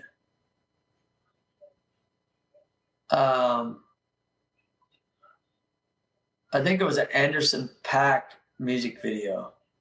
Yeah, go "Rich Money Gift" by Anderson .Paak, and you'll see that if you Google that, that's what it came up as, and you'll see someone diving into the diving board into the pool, and it makes it look like it's full of money. Oh, wow. Yeah, I'm gonna look this up. It's okay. Just do Rich Money Anderson .Paak. Okay. Let's see here. Yeah, pop up. I'm on YouTube. I'll find it if I look it up on Google. Oh, okay. Yeah, if you do Google, because you'll see and when we first went into that, found that spot, my buddy Jeff, Jeff Gibson, he found the pool, and we went to ride it, and we hiked up the back of the pool of the house, and we went in, and there was some water in it. And, we thought the place was abandoned because it sure in the hell looked abandoned. And when we went back the second time, there was a caretaker on the property, and he said, "What are you guys doing?" And we're like, "Oh, we thought this place was abandoned, sorry, can we ride the pool?" And we asked him, and he said, "Sure, you could ride it." And at this time, when we went back, there was no water in it. And this pool was it holds 220,000 gallons of water. It's huge, bro. It's huge. And then we learned a lot about the history of the property and stuff. And then I got to know the owners, and then the owners let us film some stuff there. So just kind of, it's like any other pool. You kind of, it looks like you see it. You see that dude diving in the board? Yeah. Board? Yeah. Yeah. So that was for a music video. And the place gets rented out a lot for, another thing about it is the Beach Boys played for Live Japan TV on a float in the middle of that pool back in the day. Wow. And it's like a lot of TV shows and stuff. And then after we wrote it, I noticed Volcom went there and did a video, and more people. And I really do believe that we were the first to ride that pool. After we went there and things were cool, we had permission to go there. More and more people started to go and get permission to go there. So yeah, man, it's a trip, dude. These are the little gems of California, man. That's what I love about it. There's so much out here. It's crazy. It's crazy. A lot of history too. You wouldn't even things you just find by going to ride a pool. Just things you find. Yeah, man, definitely. How did you get this show picked up by Boost Mobile? Because it was kind of a YouTube series, was it not? I mean, you know what, dude? I used to ride for Boost Mobile for 11 years. Yeah. Back when they were, popular doing their thing in the sports and stuff. And they wanted to get, they were making their comeback. So what had happened with Boost was they got into NASCAR. Okay. And I just don't think that the NASCAR was their deal. Okay. And so they wanted to get back into action sports world. And so they did a commercial downtown LA where it was a bunch of us, older dudes that have been on the team, like Terry Kennedy and Rob Machado and other, people that were faces, what's his name? Rampage, the fighter. And we did this big commercial that was cool. And then I realized that a lot of people still work there that I knew. And one of the guys was like, "Hey, what's up with the pool stuff you've been posting? What are you going to do with the footage?" I was like, "I don't know. I've been filming all of it on YouTube, or on my GoPro. And I wanted to make a show out of it. And I'd hit up GoPro, but they didn't really seem into it. Yeah, I go, I'll probably just put it on my YouTube." He's like, "Let's talk." And then it turned into what it was into. So, it turned out to be a pretty cool deal with just creating something that can motivate people to get out there and do something, and interviewed a lot of cool people, Chris Livingston and Ron Wilkerson, legends, Yeah.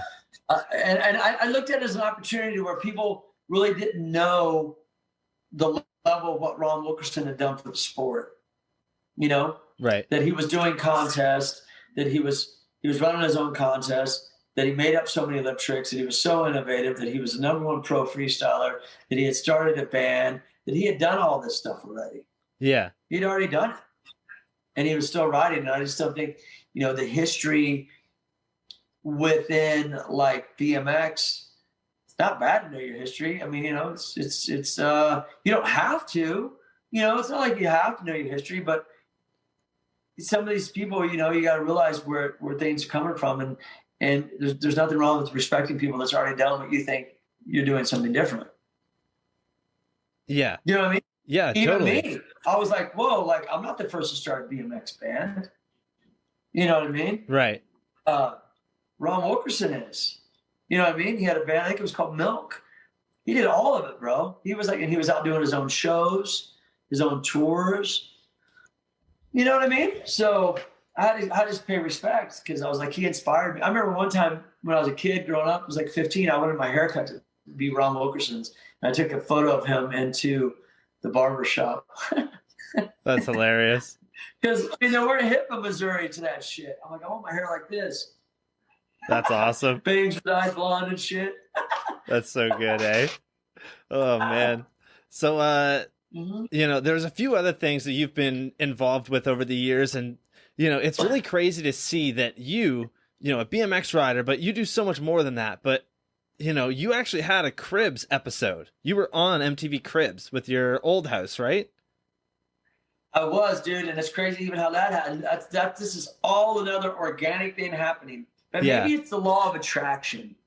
Maybe this is what I want in my mind.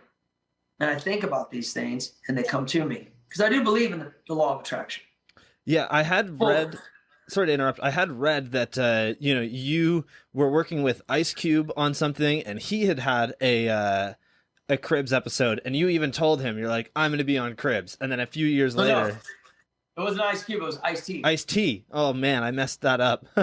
No, you're good. Yeah. I saw Ice-T on the Cribs. He's like, I'm a rapper. Kiss my ass, I'm a rapper. And he's standing in the hills and shit. And this is like before I was even in California or when I just moved. And then I worked with him on MTV Sports and Music Awards show. Me and him hosted together. And I met him. And then I meet these people and I'm like, I can do it. If they can do it. No, just not discrediting Ice-T. I love the guy. He's one of my favorites. Even to say body count, I love everything about Ice-T. I think he's a phenomenal artist, rapper, actor, everything. I love the dude. But when you tour with him again, you get to know people. And then you start to realize that like, wow, maybe I should try this. I met this person. I feel their vibe. I'm inspired. I'm going to go for it. And I told myself like, man, one day I hope I get a Cribs. I'm going to get a Cribs. And it was 7 years after he had his, I got mine. Wow. And I'm not comparing myself to Ice-T by any means. That's not what I'm doing. I'm just saying that he inspired me and instilled that in me of just a goal. And how that happened was I knew this dude, we used to run around in Hollywood, hang out and stuff here and there. He was a musician. I gave him this old drum set. He said, look, man, for giving me this drum set, thanks. I'm like, it's cool, man. Don't worry about it. He's like, I want to hook you up with this publicist I know. I said, cool, that'd be great. Yeah, she's super cool. Worked out, signed with her. And the first, I had never had a publicist, so I didn't want a publicist. Like most publicists, they wanted to lock you in for a year. And they wanted to say, pay us like $5,000 a month, and we get you publicity. But this is like a lot before Instagram and promoting yourself and that kind of stuff. Right. And what I used to do is I used to go and do newsstands and get the email of like say Inked magazine. I remember doing this specifically and I wrote down the email and I emailed them myself because I learned how to become my own manager, my own publicist, my own promoter through mass media class. Right. Okay. And I'm going to apply this shit, but here's an opportunity to get a publicist on a month-to-month basis. I don't have to sign a year-long deal. I could come in with something to promote for a couple months, come back a couple months later, it's all good. Let's do this. Let's make it happen. And sure enough, I signed with her. And in the first week, she's like, hey, I got you on MTV Cribs. I was like, no way. That's wild. Holy shit. So I wanted something to be remembered as. And so I knew some ramp builders, and they put that ramp on my roof as a prop. That's wild, man. Yeah, I couldn't end up finding any of the footage from it, but what were you excited to show off? I would love to see the footage. And you were on with Bow Wow, I think, and a couple other people. Look, man, it was kind of a weird thing to brag about, like, possessions. Yeah. Because my career, my life, and things I do aren't just to stack up possessions. So what I did is I flipped it like a party. And I had Christian Asoy over, Mike Arlene, pro BMXer, Heath Penner, pro BMXer. I put a mini ramp on my roof. I had Big Island tattoo me. I had Travis Barker there with Little Chris. I had DJ Arrow there, DJing. So I made it like a backyard barbecue that my house was like, I'm the fresh punk of Bel Air. I'm going to, like, you know, this is my vibe. This is my house. And I showed possessions and stuff. And I got tattooed on the show. And I got tattooed. I got this tattoo right here. I took out this ring. It's all good. I did this specifically so I could flip everyone off. I got that skull tattooed. That's incredible. I got this. And then Travis was in back by the jacuzzi. I had people hanging out, girls and guys, and barbecue and stuff. So I made it more kind of like a skit. Yeah. Because I felt a little insecure just bragging about, like, this is my bed, this is where the magic happens, and this is just my refrigerator. And I just felt like me as an entertainer came out, and I wanted to create it like it was a set. Like a set to be something more. And I went on to write like this pitch for this show called The Fresh Punk of Bel Air. And I pitched it to MTV and a couple other networks. We shot a sizzle because I still think that there should be a comedy sitcom with action sports on it to this day. Yeah. And I was on this new mission and inspired with that. And so I shot this sizzle and we wrote this little, you know, song for it and shit. So anyways, that's how that happened, dude. And I had all these people over to, like, it's about my friends, it's about hanging out and stuff. And so I knew that if I made something kind of cool, they would show it over and over again. And then, like, in my fridge, all I had in my fridge was just Monster. I took everything out and just put Monster. And that was before, like, people were getting Monster fridges in their businesses and shit. So Monster was real excited about it. And they played that, like, over and over and over. And shut the door on your way out. They played it over and over and over. And then it made, like, their top 10 best Cribs episodes. And so to me, it was just kind of like, I don't know, I just kind of looked at it like it was an achievement, but it was also a way to just kind of have fun. You know what I mean? And mark it on my checklist like, holy shit, I can't believe I got to do that. It took me 7 years of thinking about that. Yeah. All right. What I love that's what I think about the law of attraction, bro. If you want to sit around and think bad shit and fearful shit, that's what you're going to attract to you. If you want to sit around and think about success and making your life better and making you better and your body better, and you think about positive results, and that's what you're going to see. And it doesn't take an Albert Einstein to figure this out. It's pretty logical. Like, you get what you think of most, whether it's good or bad. It does not matter. And so it's all up to you to tell yourself what you want in life, not what other people think you should have in life. And that's kind of that's totally where my brain is with everything and everything that's going on right now in our society. Like, the only way to change what's going on in our world amongst this division is our speech, is what we say to each other and what we think. Because if you think if you think bad about everything, then you're always going to see the bad in everything.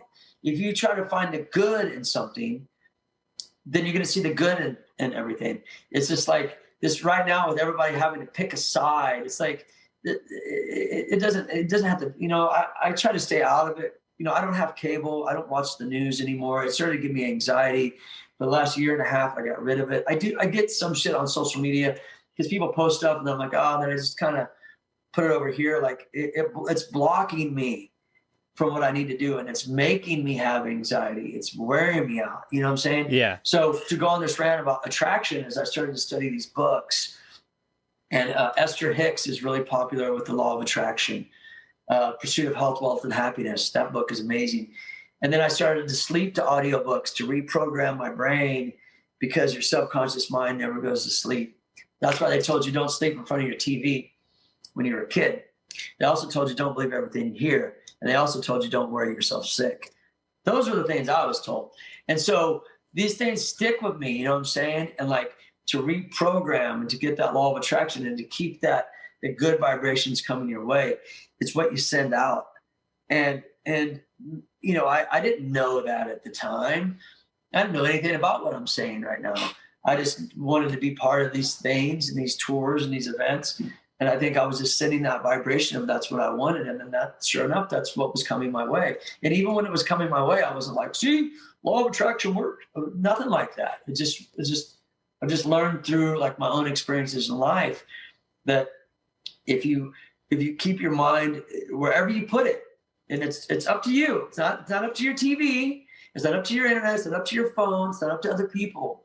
It's up to you where you want to put your mind and your thoughts of where you're going to go, because your subconscious mind will lead you wherever you think and whatever you say.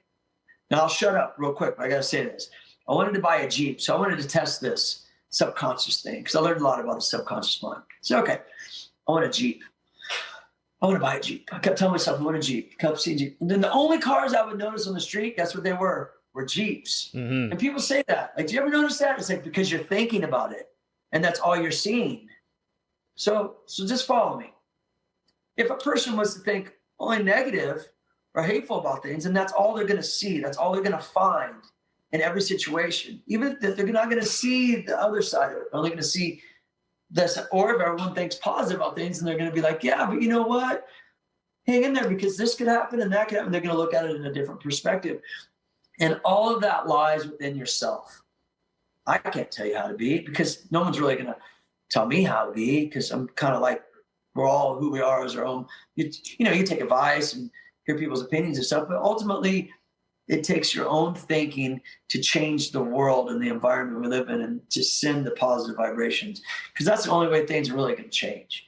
They're not going to change through anger. Nothing really changes through that. I mean, it does, like, meaning that like fighting with each other is not really going to solve anything going on right now. Do you know what I'm saying? Yeah, absolutely.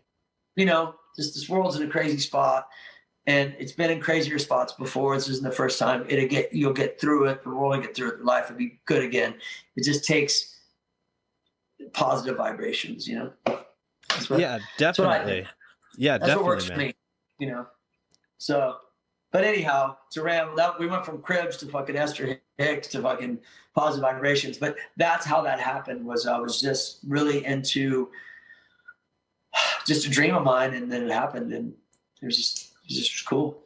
Glad it happened. It's awesome. Yeah, you're a great example of what a positive, mental attitude will do. And everybody knows that you're all about PMA, and that is a big thing for you. So it's kind of cool to hear how it works for you. So when did you really start to focus on having a positive mental attitude all the time?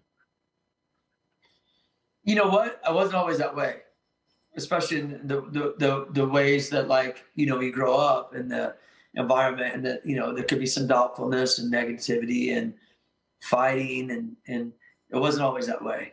I learned it through writing.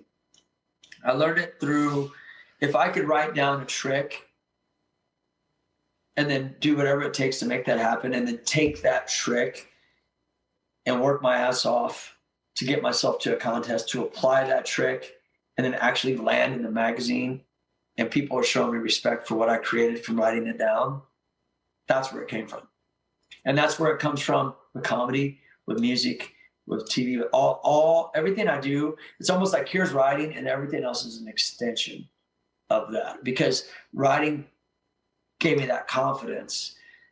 It started with the inner confidence of knowing that I could do whatever I set out to do by learning a trick on your own, by trial and error, by not giving up, and then not just doing it, but then being consistent with that trick. See, when me and Dennis used to go to the underground parking lot, we used to practice our tricks. So everything was about consistency. So I had a little journal. And let's say a dump truck. A dump truck's a trick on a bike where you roll up, flip the bar sideways, you're on the back wheel, you pull around and you scuff it, stand on your pegs, you scuff it, and then you pull it out, you spin in circles. So let's say I had that trick 7 for 10. So I had a little journal. So I'd start off 1 for 1, bam, 2 for 2. I get 6 for 6. I choke on the 7th one. Guess what? Start back over. That's how we learn to be consistent. And we did that all through the night, So consistency has always been a key.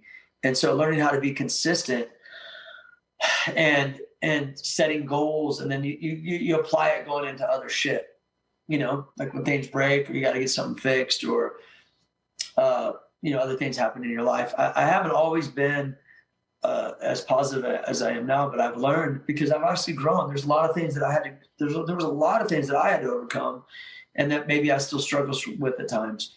A lot of things in my life, I'll open up about it. Like I had a fear of being alone. I had self-guilt. I was a people pleaser. I've been never really had as successful as relationships as I would like to have until I learned about myself. And then I had to reprogram my brain. And that was by listening to the audio tapes and by learning that not feel bad for owning something and it's okay to be alone and, dealing with abandonment issues and all these things.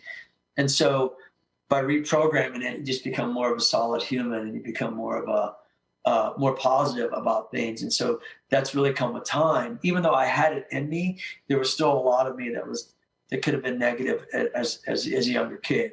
And riding was that way for me to lean to the positive. And then I learned a lot about the power of speech through studying stuff and by going through stuff and by living life and by experiencing life on my own and the things that had happened to me. So with that, I think it creates a way of when you look back and you say, oh, well, why did that happen? Well, because that's all you talked about, or because of karma, or because, I don't really believe too much, or I don't at all believe in superstition. I used to, the knock on wood, or don't go under a ladder. Who comes up with this stupid shit? Don't go under a ladder? Fucking cares. Just don't go under a ladder so it doesn't fall on you. I mean, it has nothing to do with karma or superstition. For me, what you're doing is you're bringing that attraction to you that something bad's going to happen to you now because you told yourself that. A black cat, something bad's going to happen because you're telling yourself something bad's going to happen. You're like, black cat, cool, keep going. Nothing bad's going to happen. You know what I'm saying? Like break a mirror, 7 years bad luck. That's just all superstition crap that I used to believe, but anymore, I don't fall for any of it. Yeah, it's I'll break a mirror and go about my business. And I ain't going to be like, oh, so we got 7 years bad luck now. Yeah, because you're telling yourself you're going to have 7 years bad luck. Yeah. Yeah, exactly. Because you keep telling yourself that. Yeah. Yeah, it's the same thing with people who call last run, right? You always have somebody that's like, oh, you're never supposed to call last run, No, you're not. If you call last run, what you got to say is you got to say, hey man, I'm gonna do that. I'm gonna do another one. Yeah. Let me do another one. Let me do one last one, because one last one sends a message to your mind. Your subconscious mind takes it literal. Okay, this is the last one. Do you know what I mean? Yeah, yeah. Or you don't, I always just say, like, I look at it differently. I don't say one last run like I'm gonna crash. I say it because it's not gonna be my last one. It's just another one. Exactly. Yeah. There you go. And that, but I used to think that way, like, never say one last one. You get this superstition could come into play, but I think it really just, everybody's different, Definitely. One thing my mom taught me, whatever works for you. I'll walk under a ladder backwards. I don't care. Breaking a mirror with a black cat in my hand. With the number 13 on my forehead. That's going to happen. That's going to happen. I'm going to go about my business and still kick some ass. You know what I'm saying? Like, and if something does happen, you're not going to go, see? No, it's because things happen in life and it's how you respond to them. Exactly, yeah. Under a ladder. I don't think, No, Just I don't walk totally under the get ladder that. because it might fall on you. For sure. So how you doing over there, Rick? We're getting close to 2 hours. I still have quite a few questions and fan questions, but I can kind of go through.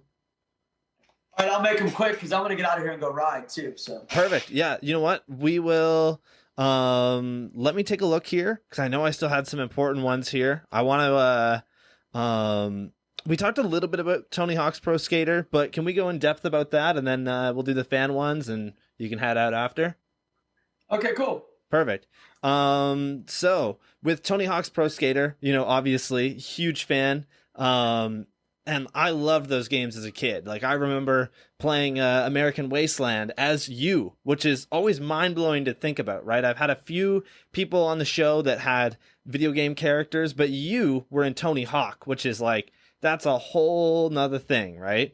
So yeah, how did you kind of make that happen? Did you kind of put any pressure on Tony to include BMX, or was it all his idea and he came to you with it? No, it was his idea and Activision's idea. Yeah. I got a call from Activision and they were like, hey, we want to put you in the game. It's like, what? And they're like, we're going to put you in the American Wasteland game. I'd already done voiceovers for Tony Hawk 3. I went to a studio to do voiceovers, but I mean, we were all friends, you know what I mean? We'd all done the tours together. We'd done a tour for Activision together with Matt Hoffman's for Activision. We like, you know, when I, not many people know this, but when I first got a call from Activision, it was about doing a Rick Thorne game. And I was like, I had a meeting with Activision. And this was like early on, like they had already done Tony's game and they wanted to expand to other sports, but they didn't know anyone in our sport, you know? And I was a big name through the TV, you know? How could you not notice me being all over the place with X Games and ESPN and all this? And so they called me up and they wanted to do, and I said I wanted to call it the, you know, the Rick Thorne and the BMX Brigade video game, actually. And I had all these ideas and I didn't know much about the video game world, so I took a buddy of mine that was a manager to go with me to just kind of help, not be my manager, but kind of help me with the gig. You know what I'm saying? Yep. Just so I came across like I wasn't going to get, you know, take them for a ride, you know, because I didn't know these people. You know, I don't know what they're about. You never know. You know, it's just business. And so they did a little bit of research, and then they realized that, like, you know, Dave Mera had his game going to come out, and the next biggest name, you know, obviously was Matt Hoffman. So Matt got the game, which, you know, I was like stoked about. It was like, you know, it's Matt Hoffman. And then obviously Matt put me in his games, which was totally rad. But I'd already knew those guys, you know. I think I'd met them first before any BMXer did. So they kind of already vibed with me. And then over the years of us working together, they just had an idea where they wanted to give it a spin and make it to where, you know, they wanted to, you know, obviously I've been very blessed and lucky to have the credibility from other sports through TV. And I believe, not just through TV, but through my personality and who I'm as a person. And I've genuinely pretty much got respect from a lot of the sports, not just BMX. And so I think that was partly too, like, the fact of my popularity and that they liked me and they liked BMX and they just wanted to do something different for that game, you know? Mm-hmm. And so that's how that happened, you know? And obviously Tony, it doesn't happen without Tony's approval. So Tony backed it, and I did the voiceovers for it and the character. And it's definitely, like, you know, thanks for the reminder, because like I said, I forget all the things I've done. Not because you're old or senile, it's just because you're always thinking of the next thing, you know? Like at my house, I got like maybe one poster from back in the day hung on my wall. I don't have any of my medals, nothing hung up anywhere. Everything's in boxes. It's not that I'm not proud of it, but I used to do that, and I just felt like it was keeping me there. Fair enough. You know? Yeah. I don't know. It's not that I'm not proud of it, because I fully am. I'm 100% proud of it. That's just me, man. I don't know. I just kind of keep moving forward. But anyhow, that game happened. It was rad, and we did a tour. We did a secret skate park tour to promote it, and that goes back to what I was saying earlier. Like, Tony's always been super supportive, and super supportive of BMX, and super rad dude. You know, I mean, I'm a kid from Missouri, bro. You know what I'm saying? Like, you would have told me back in '85, like, you're going to be in Tony Hawk's video game as a character. I'd be like, dude, you're out of your mind. But you got to put yourself in the right places at the right time and get the right. I mean, I don't know. It just happened. You know what I mean? It just came out that way. Yeah, I can't remember which guest it was. It was either Mike Escamilla or Ryan Nyquist. But I was asking them about being in the game because they were in either Matt Hoffman's or Dave Mira's game. And I remember being like, what do your kids think of this? Like, have they seen this? I think it was Nyquist. And he was like, I haven't actually played that game in years. I don't even know if they know that I'm in it. So what's the deal with that? Have you showed your kids that you're in that game? Well, my kids were first born. I didn't tell them anything I did. Really? Not like I was like keeping it from them. They saw that I rode and shit. But I didn't like, I've never forced my kids to follow what I did. Unless they want to do it. Right. Because I lived it. And I'm not the football dad or soccer dad or whatever, you know, that tried a sport and love it and think that their kid would be good for it because they tried it. Like, I'm, with all arrogance aside, I'm an accomplished pro. I followed my dreams. I've daily still to this day, and I wasn't trying to make them live. I'm not trying to live through my kids. That's why my son chose football. He's hardcore football. He's really good at it. He's a receiver and a tight end. My daughter surfs and skates. She's really good at it. And I just wanted to teach them that whatever they wanted to do, to apply the never give up mentality, right? So when my kids saw that I was in a video game, they were like, they thought it was cool, but I never flossed. You know, I never bragged. I think they found out I was a mall cop by kids at school. Really? I didn't really even, but it wasn't that I was trying to, I wanted them to grow into their own person and have their own desires. And like, we've done all the sports, man. And my kids ride dirt bikes, skateboards, ski, snowboard, surf, like jujitsu, baseball, soccer, basketball, you know, baseball, all of them, BMX, skate, to them to find what they like to do. So I always kind of felt like it would happen eventually, but like, I'm their dad. It's kind of like the dude, lead singer of Slayer. His kids are probably like, whatever, my dad sings a Slayer. You know what I mean? Right. Yeah. You know, like, oh, it's because you're their parents, so they're like, whatever. You know what I'm saying? Like, even though they think it's cool, but I think they're gonna think it's even cooler now that my son and my daughter are my daughter's a teenager, my son's almost a teenager. Is that once they start applying, I'm gonna say, hey, look, check out my X Games run. Yeah. Hey, check. And they know about stuff that I've got all the time. I show them all the time. Like, yo, I just got the signature sock. Yo, check out the signature hot sauce. Yo, I'm working on the signature e-bike. This, that. They know all of it. And so and I've taught them more about the business of it. It's like, you create these things, you get royalties from these things. You do movies, you get royalties. You create this podcast, you create this stuff, whatever. You're able to create all of these things, and you're able to build a career for yourself to where you don't have to go, you know, either pick a job or you pick a career. That's up to you. Mm-hmm. That's how I look at it. I'm just saying, in careers, take a lot. What I mean by that is like, I had a job. I worked in an Olive Garden. It was a job. It wasn't my career.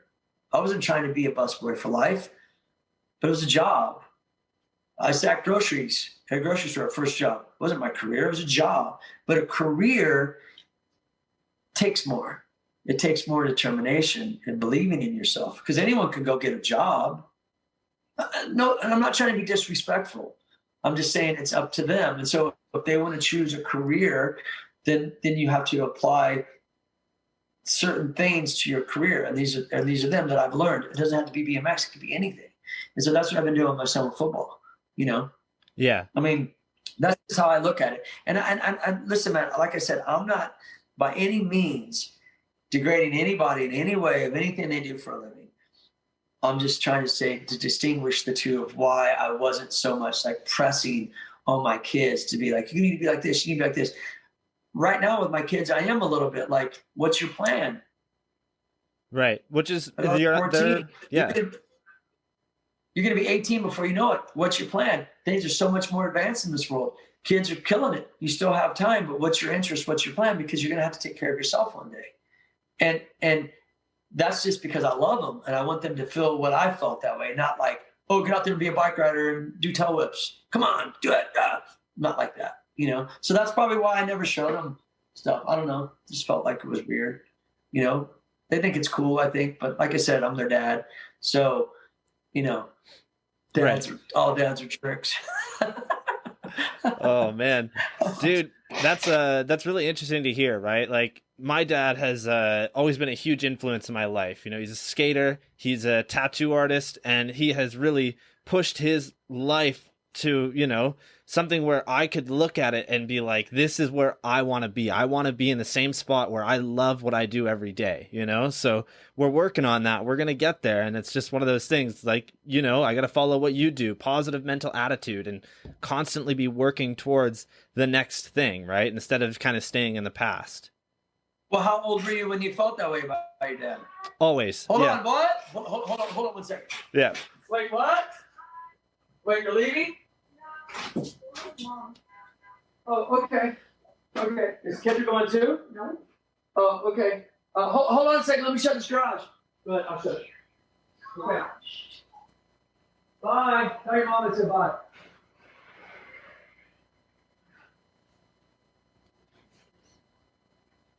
Kendra! Oh, okay. All right. Sorry about that, dude. My daughter just left with my ex. I don't know what they're doing. That's all good. Our relationship is so chill. Like, you know, it's supposed to be 50-50, but you know, for years, I don't listen, man. I'm not trying to discredit anybody or anything. I've always got to make that clear. But like, the kids are always with you, me more.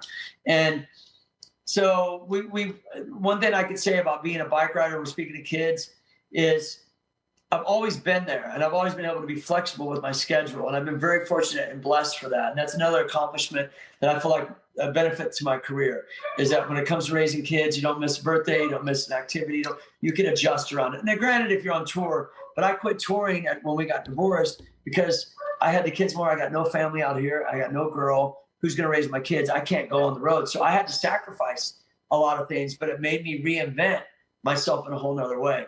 Yeah. So now that my kids are getting older, yeah, I'm down. And once this COVID shit kicks in, I'm down to tour all day. That's what I'd love to do. I've done it for 25 years. I had to put it on hold, you know? But my question for you was, how old were you when you felt that way? Did you feel that way when you were 12? Because it's a lot different. You know, did you feel that way once you became more of an adult about your dad? Like, you know what? He was right. He said, I'm going to get into this. This is a fun life. It's a fun lifestyle. Or were you like 10 going, that's what I want to do?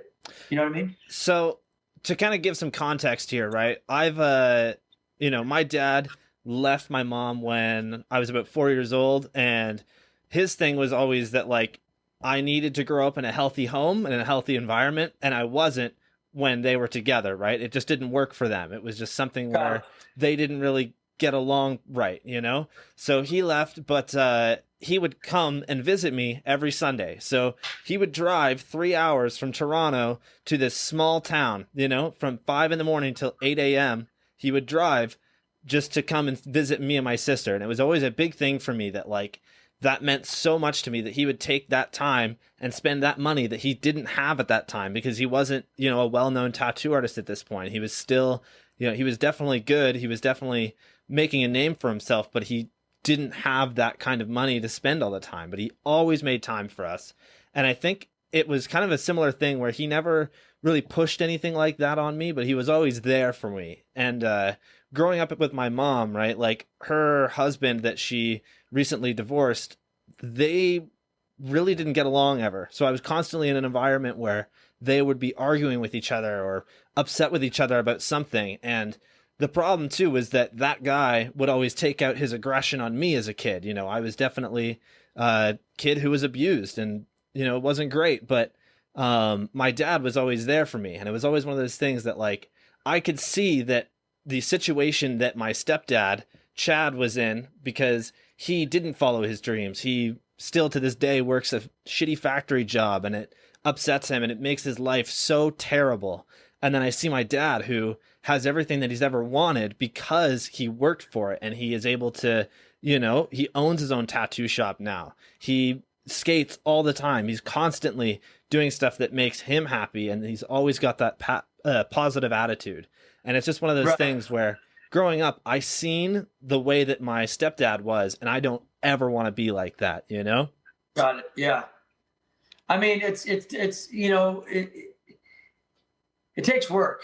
Yeah. I mean, like, look, man, on the real, like, relationships take work. Being an athlete of any kind takes work. There's sacrifices. I mean, I can tell you right now, there's a lot of things that I didn't have, that a lot of kids had, a lot of people had. And I remember growing up, and thanks for sharing that, by the way, because I understand what you're saying. It's like, well, my kids, it's gonna kick in. Things are gonna kick in. But I can't be like, me and my son go ride, and it's cool. He wants to ride every now and then and stuff, but he gets more of enjoyment out of football. We got practice tonight. They're starting the practices back up. He's got speed training, twice a week. We stay consistent, but it's like things take work, man. Yeah, absolutely.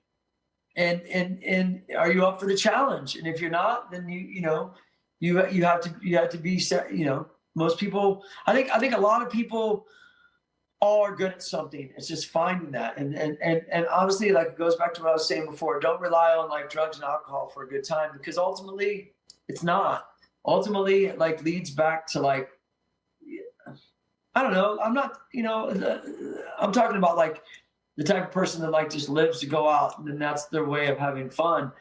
There's other ways to have fun. You just haven't found that thing. And that's why I feel like I found something when I was so young, and that I just, like I said, I don't think I'm any better, and I definitely feel blessed, but I'm just trying to share that don't give up on like, don't give up on like yourself and trying to find something. Don't be afraid to take a chance. And that could be a big problem too, is like, if you don't take a chance, then how do you know? You could have been really good at it. You know what I'm saying? If you don't take a chance. So I hear you, bro. I understand where you're coming from. The factory life, my parents worked in it. It's nothing nice, man. It's a tough, brutal life. And I respect anybody that does it.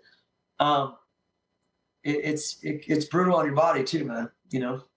Definitely. Yeah.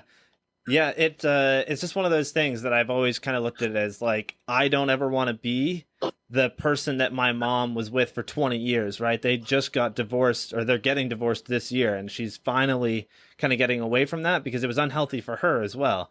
But yeah, I don't know. I just kind of look at it as like, my dad was always such a positive thing in my life, and he's done a lot for me. So yeah, I don't know. I just want to be that same, not that same person, obviously, but I want to follow his way, if that makes sense. But that happened to you later on. That happened to you later on in your life, once you realized that you knew what it was like to be an adult, or was that something you realized when you were like 12? I don't know. That's kind of a hard question, right? Like, for me, I think I kind of always realized that I didn't want to have a normal job. Like, I wanted to do something that I would enjoy, if that makes sense. Is that kind of what you're asking? Yeah, it does. And I think that's what I'm getting at is that kids are young, and kids want to hang out with their friends, and they want to do whatever. And what I'm getting at is, I think that my kids, our bond is so close with our kids, with my kids. We're so close because I was always there. You know what I mean? Like, and I think that like when they're going through a phase right now, they're going to realize that like what it's like to be an adult. And that's when I think it's going to really kick into them and be like, all right, let's get this shit cracking. Do you know what I'm saying? Yeah. Like, my kids have a good life, and my kids are very taken care of and very supported in what they do, and very, they're not deprived in any way like that. Which makes me feel good that I've been able to do that because of what I do. It would probably be different if I worked a different job, had a different career, and it's hard for parents to be there all the time for their kids, but I'm always there, and they know it. So, anyways, that's to answer your question. That's why, with them, with the video games and stuff, and then seeing all this stuff, I don't think it's really kicked in until they start to realize the challenges with their own personal goals. Yeah. Then they'll be able to appreciate me showing them like, look at this. And they'll be like, whoa, sick. Right now, it's just like, yeah, whatever. That's just dad shit. That's Fair just dad enough. shit. They Yeah. don't fully grasp and understand it, I don't think. Yeah, they'll Which get is cool. there. Yeah, it's fine. Yeah. You know? Yeah. Alrighty. Well, I think we should jump into some fan questions, and then I got one more for you after that, and then you're good to go. Okay, cool. Cool. Thank you so much for taking the time to do this, by the way. I really appreciate it. For sure, bro. Yeah. Alrighty. So from one of the listeners here, do you still ride Flatland at all? Oh, no. I mean, like, not like I used to, dude. Like, it was like, I used to ride it religiously. But like I said, that was the main thing in BMX back in the day. I mean, you're talking like 85 to about 85 to maybe 88 for me. Flatland was like the shit.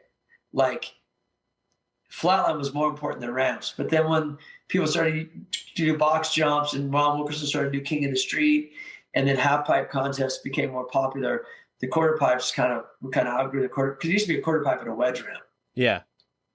And then it would be like turn on the wedge, do tricks on the wedge, kind of count it, but it was like do your air. And then there was more Flatland was the popular thing. I could still do stuff. I mean, if I put in the time, I could do switch pitches and surfers and hang fives, and like I'm sure if I practiced, I could still do whiplashes. If I put on my front brakes, I could probably still do all. I was more front brakes. But yeah, I mean, stuff like that. Like I'm sure I could still do a steamroller or like a half lash or something. You know what I mean? Or windshield wiper. Because I did so many of those. But rock walks and shit, all that, yeah. But like, do I ride it like, regularly? No, I don't. It's funny because Flatland seems to be more of a physical strength on your body than ramps and shit for sure. Yeah. Like hopping's different. Street, you got to hop. But when you ride transition's probably like the easiest to ride because you ride in the ramp, you just hit it with speed, and you bam, do your thing. You don't have to hop, physically hop. And then with Flatland, you have to physically decades and shit. You have to. So I think if I tried to, I probably could. But like I did something like the beginning of COVID where I did this little mega spin thing in my garage. I cleaned out my garage. So I know I still have the ability and the muscle memory to do it, but maybe one day I'll start riding more Flatland. There you go. Yeah. This one comes in from Roy_BMX. Best Tony Hawk story. Man. There's too many, I'm assuming. I mean, like Tony's always been like the best Tony Hawk story is like, there was a point in time where like people were like wanting us to do shows all over, and it was me and Tony. I remember going to Chile, it was me and Tony.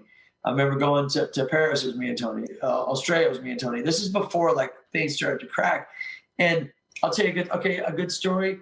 There's a lot, but this is a really good one. The ramp was beside the stage at the Big Day Out tour in 1996, and Rage Against the Machine was playing.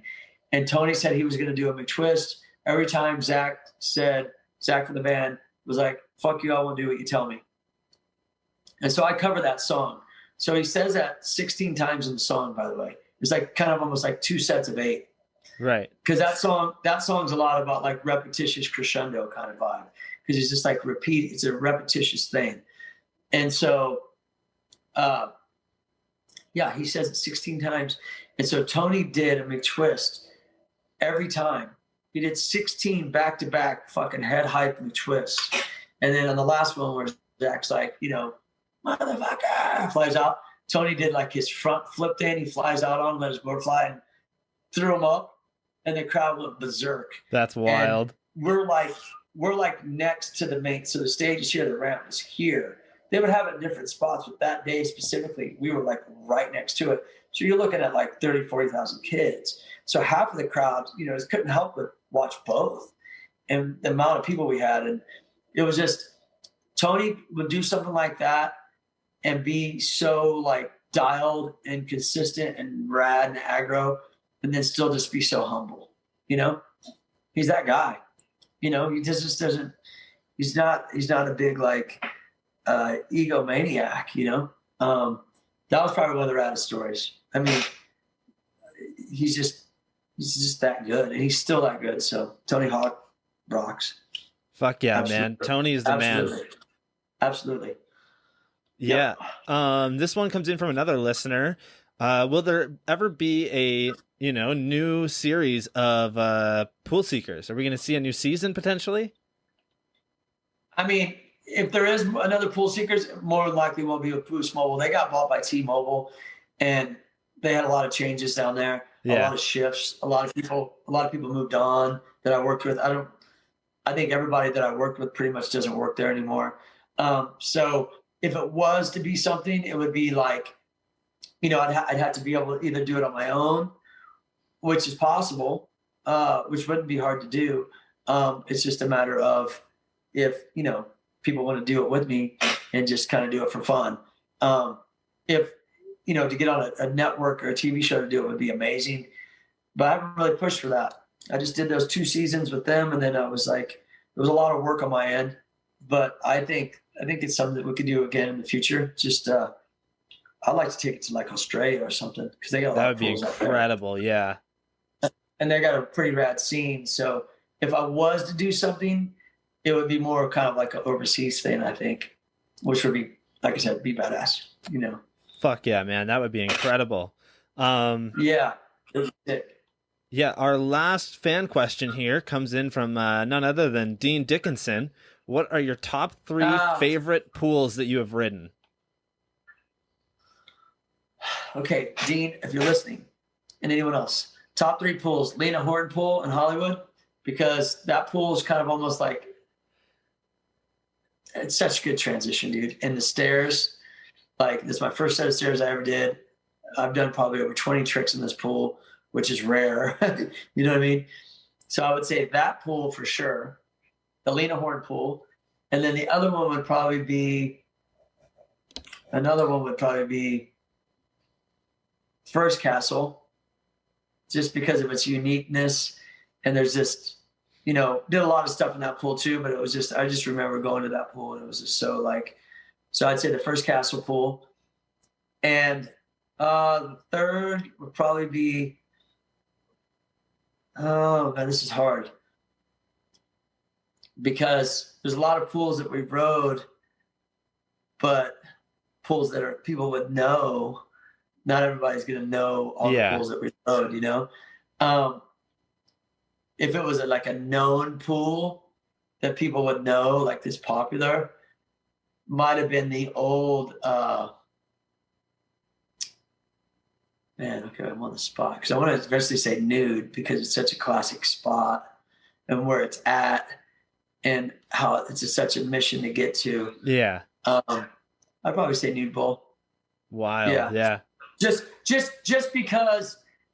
because the Nude Bowl, like, I probably rode some other pools that I might like better, but the thing about the Nude Bowl is the history and just where it's located. And then just when you get up there, there's just this thing about like riding pools with your friends.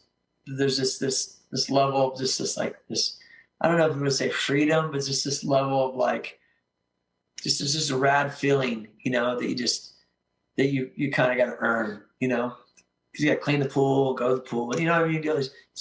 So I'd say those 3. Yeah. Fuck yeah, man. Those are good ones. Yeah. Yeah, those all would be incredible to ride. And one day I know I'm going to ride the Nude Bowl. I want to get out there for sure. Oh shit. Wait, another one. Yeah. No, I'd say that would be, Nude Bowl. Yeah. There's a lot though. Like Dean's probably rode 500 fucking pools, but we rode so many pools that are good that maybe, was only there for like a short amount of time and it's gone. So like no one would know about it unless you rode it with us. You know what I mean?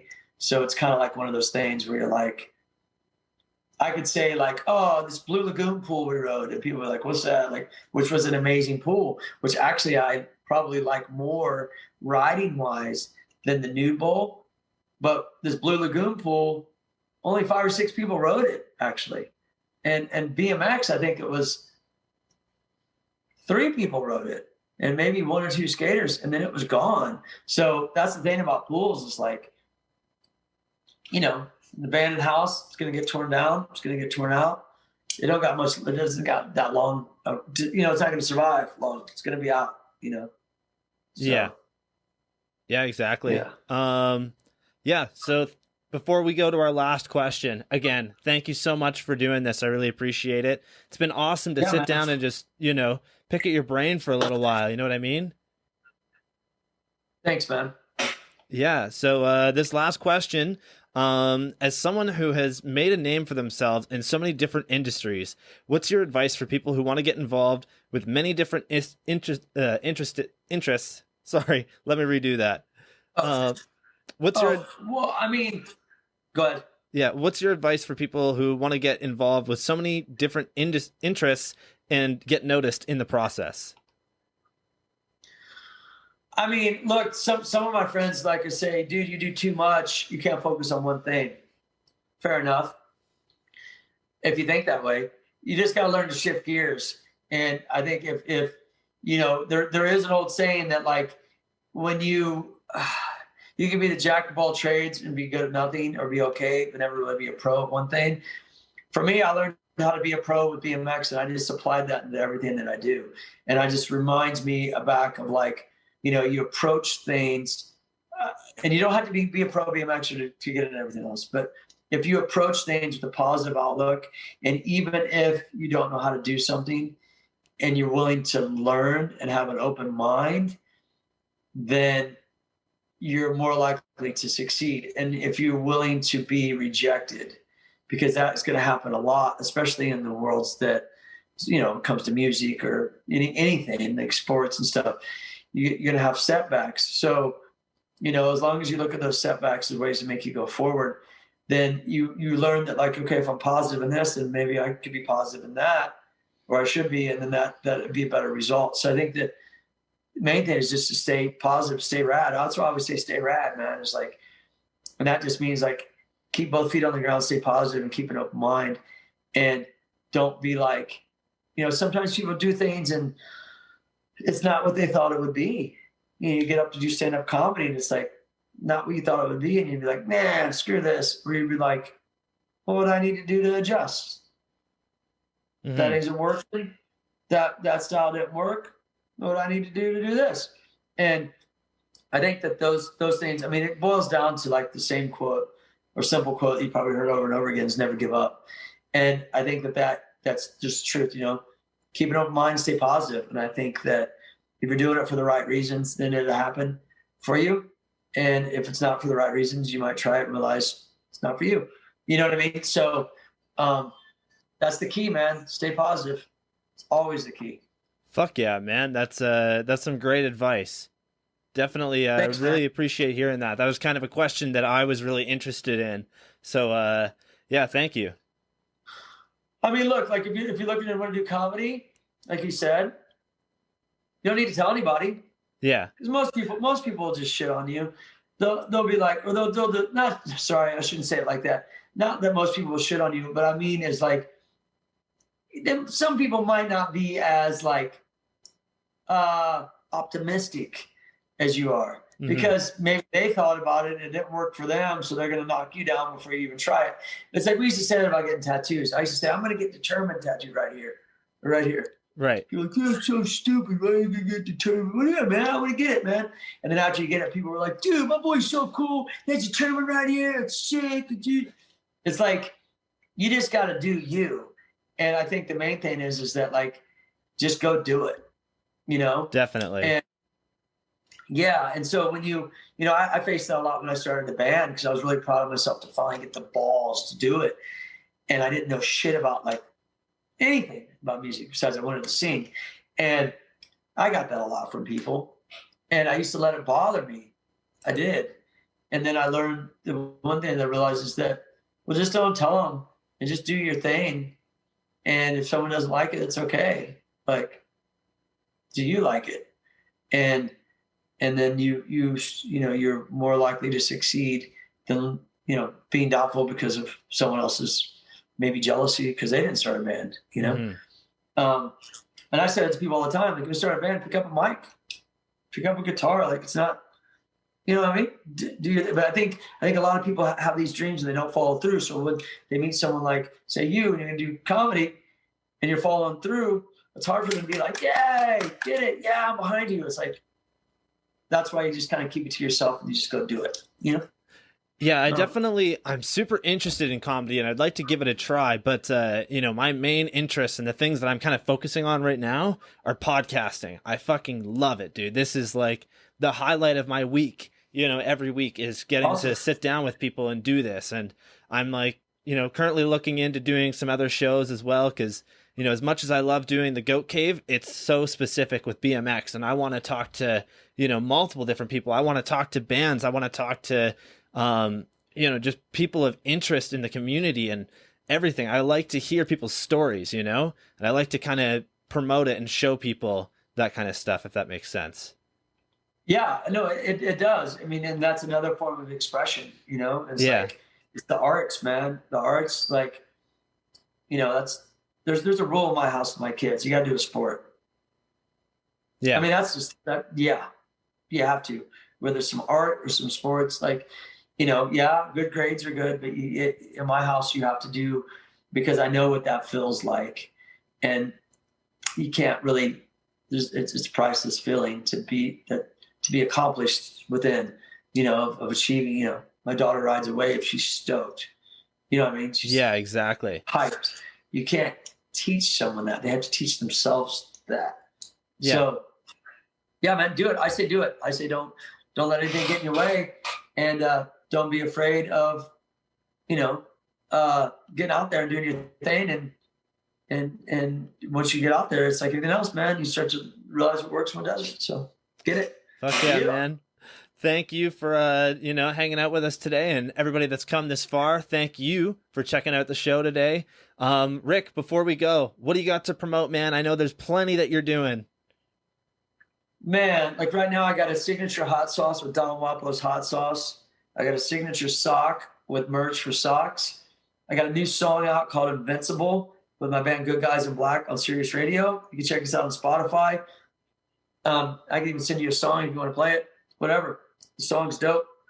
It's about how you spend your day and your time. And then I'm working on this e-bike company called House of Lithium, and we're going to be doing a signature bike. It's not really, I can't say it's taken the place of BMX because that's not the point, but it's like a BMX style e-bike, and it's pretty sick. And so we're working on that right now as we speak.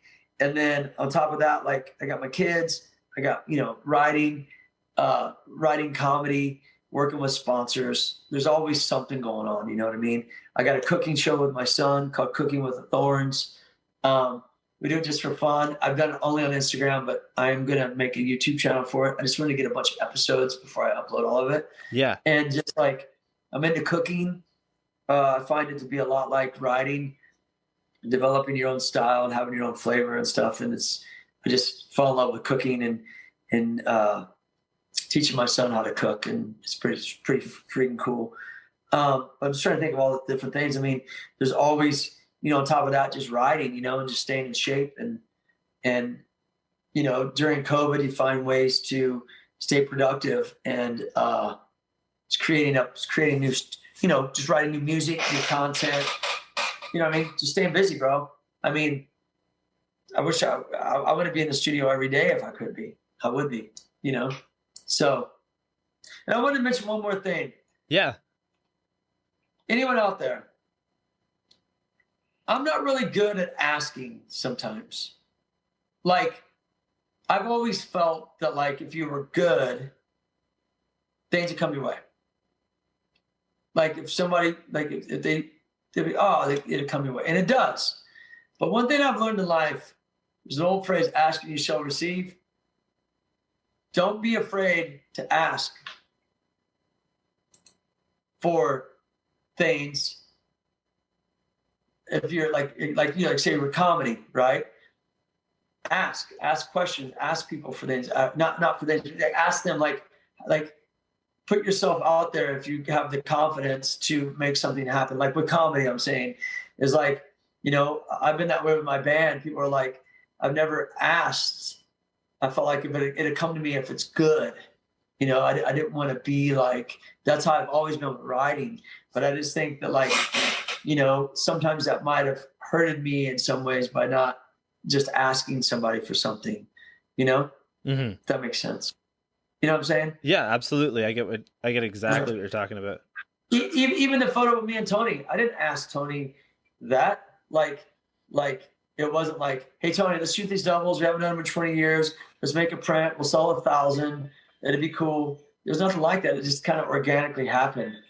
And I just think that, like, you know, don't be afraid to ask questions and to explore and be able to get advice and stuff like that to help, you know, you with what your career may be or you want it to be. So just keep going forward, man. Stay rad. And if anything happens to you and you don't like it, I've learned, stay on your path and learn how to adjust quickly, but stay on your path. Yeah. In other words, cruising down the road and the bridge is broke. What do? Or not a bridge, but like there's a wall or whatever. You go down a different road, but you stay on your path, go around it. You don't just stop there, you know? So, you know, stay on your path and under direct inspiration, keep going forward. That's it. Fuck yeah, man. That's some great advice, dude. Thank you guys for joining us today. And we, you know, we thank you so much. We really appreciate it. Stay rad. Yeah, okay, hell yeah. Thank you. We will see you guys in the next one. Peace.